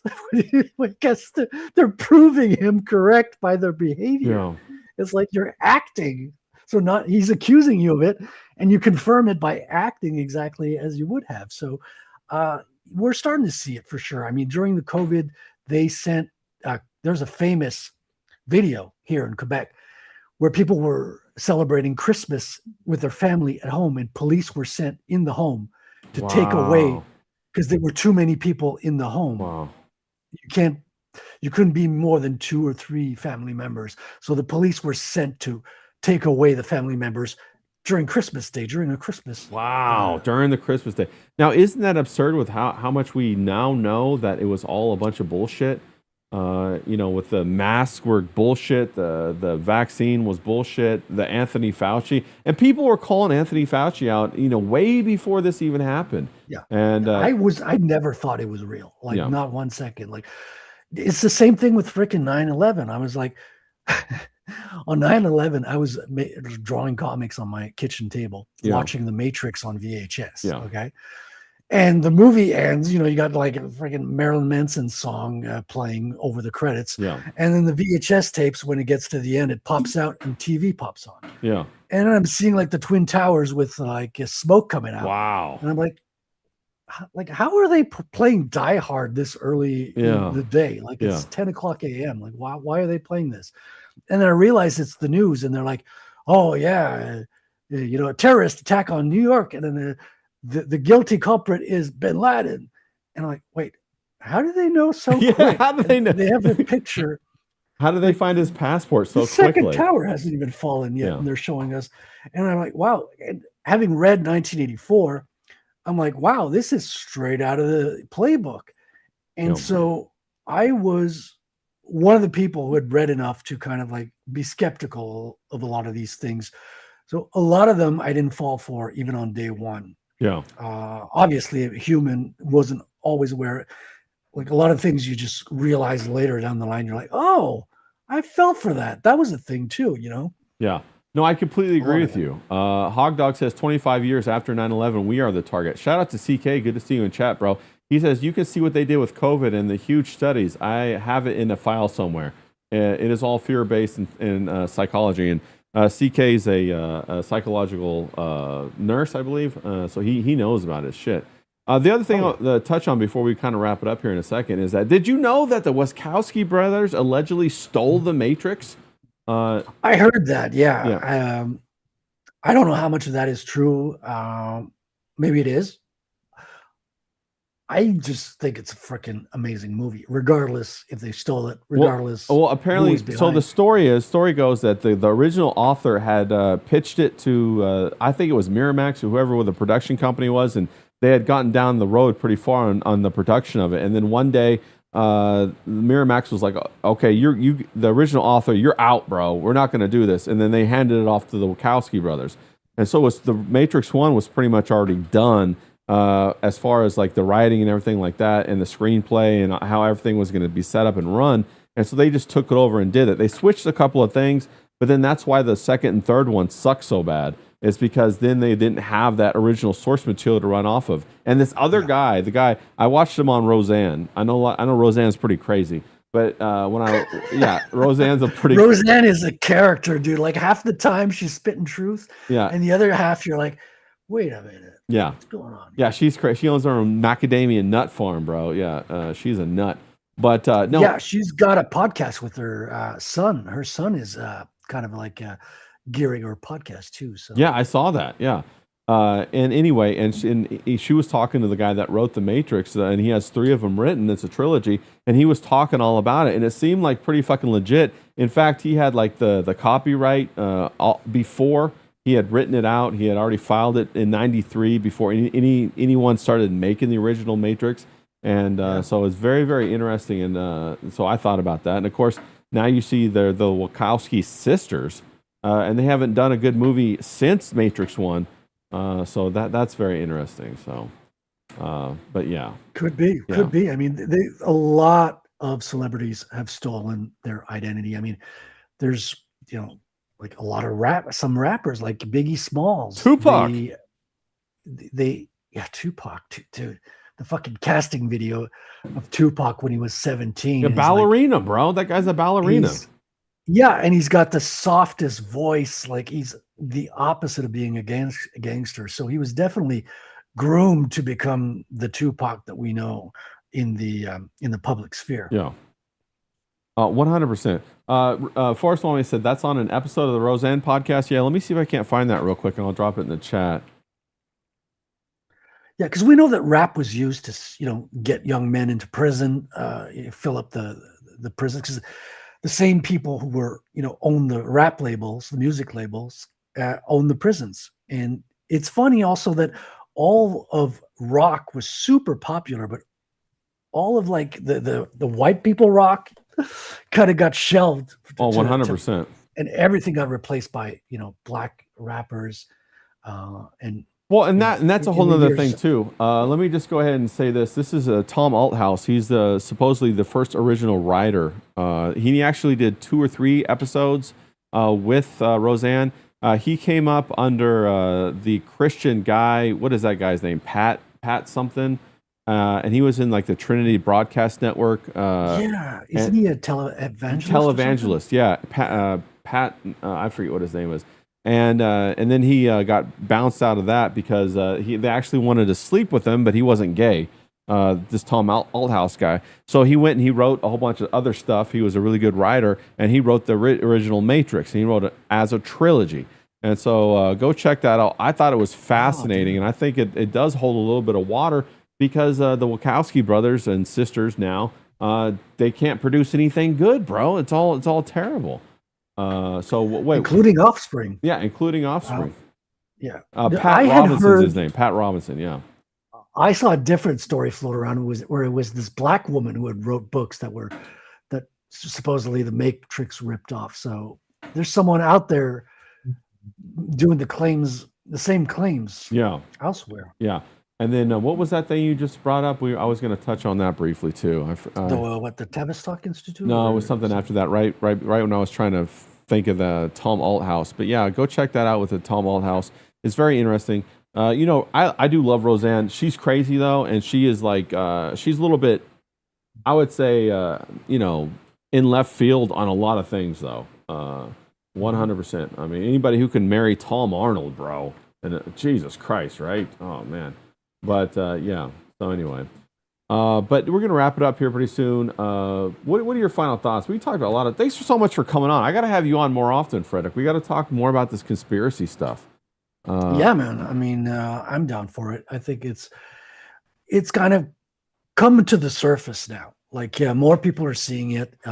More proofs are coming in to support these stories, and it's like a puzzle. When you get more pieces on the board, the image starts to become clearer and clearer, even though you're still missing a couple of pieces. Yeah. Oh, I remember what it was. It was the gangster rap and how it happened in the 90s and how rap started out as one thing, and then as soon as it becomes successful, the music executives took it over and then said, okay, they got everybody at a meeting in Beverly Hills, and there's all kinds of like rappers talk about this today, and they said this is the way we're going to go. We're going to do gangster rap. If you're not on board, you're out.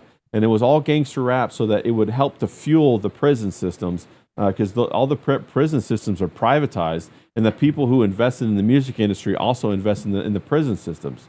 And so that was what it was all about. Because rap used to be fun. It used to be about like the dances. It used to be about seeing the girls hooking up. But then all of a sudden it turned to like Ice Cube and Ice-T making "Fuck the Police."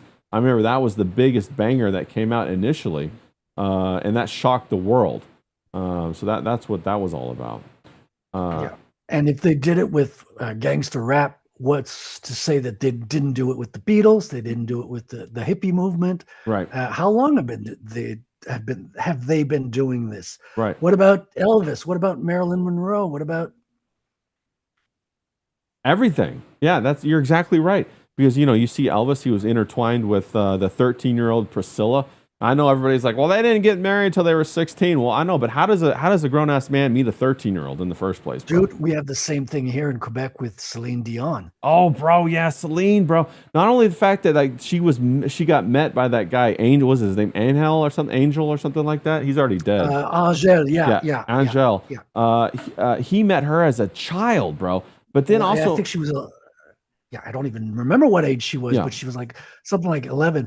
And it's a whole thing here in Quebec. Like all our TV stars like were abused as kids. Like it kept coming out, and it was out in the public. Like everyone just overlooked it growing up. I was like, isn't it weird that he's marrying like this girl? And like no one was talking about it. Yeah, it's like it's the weirdest thing.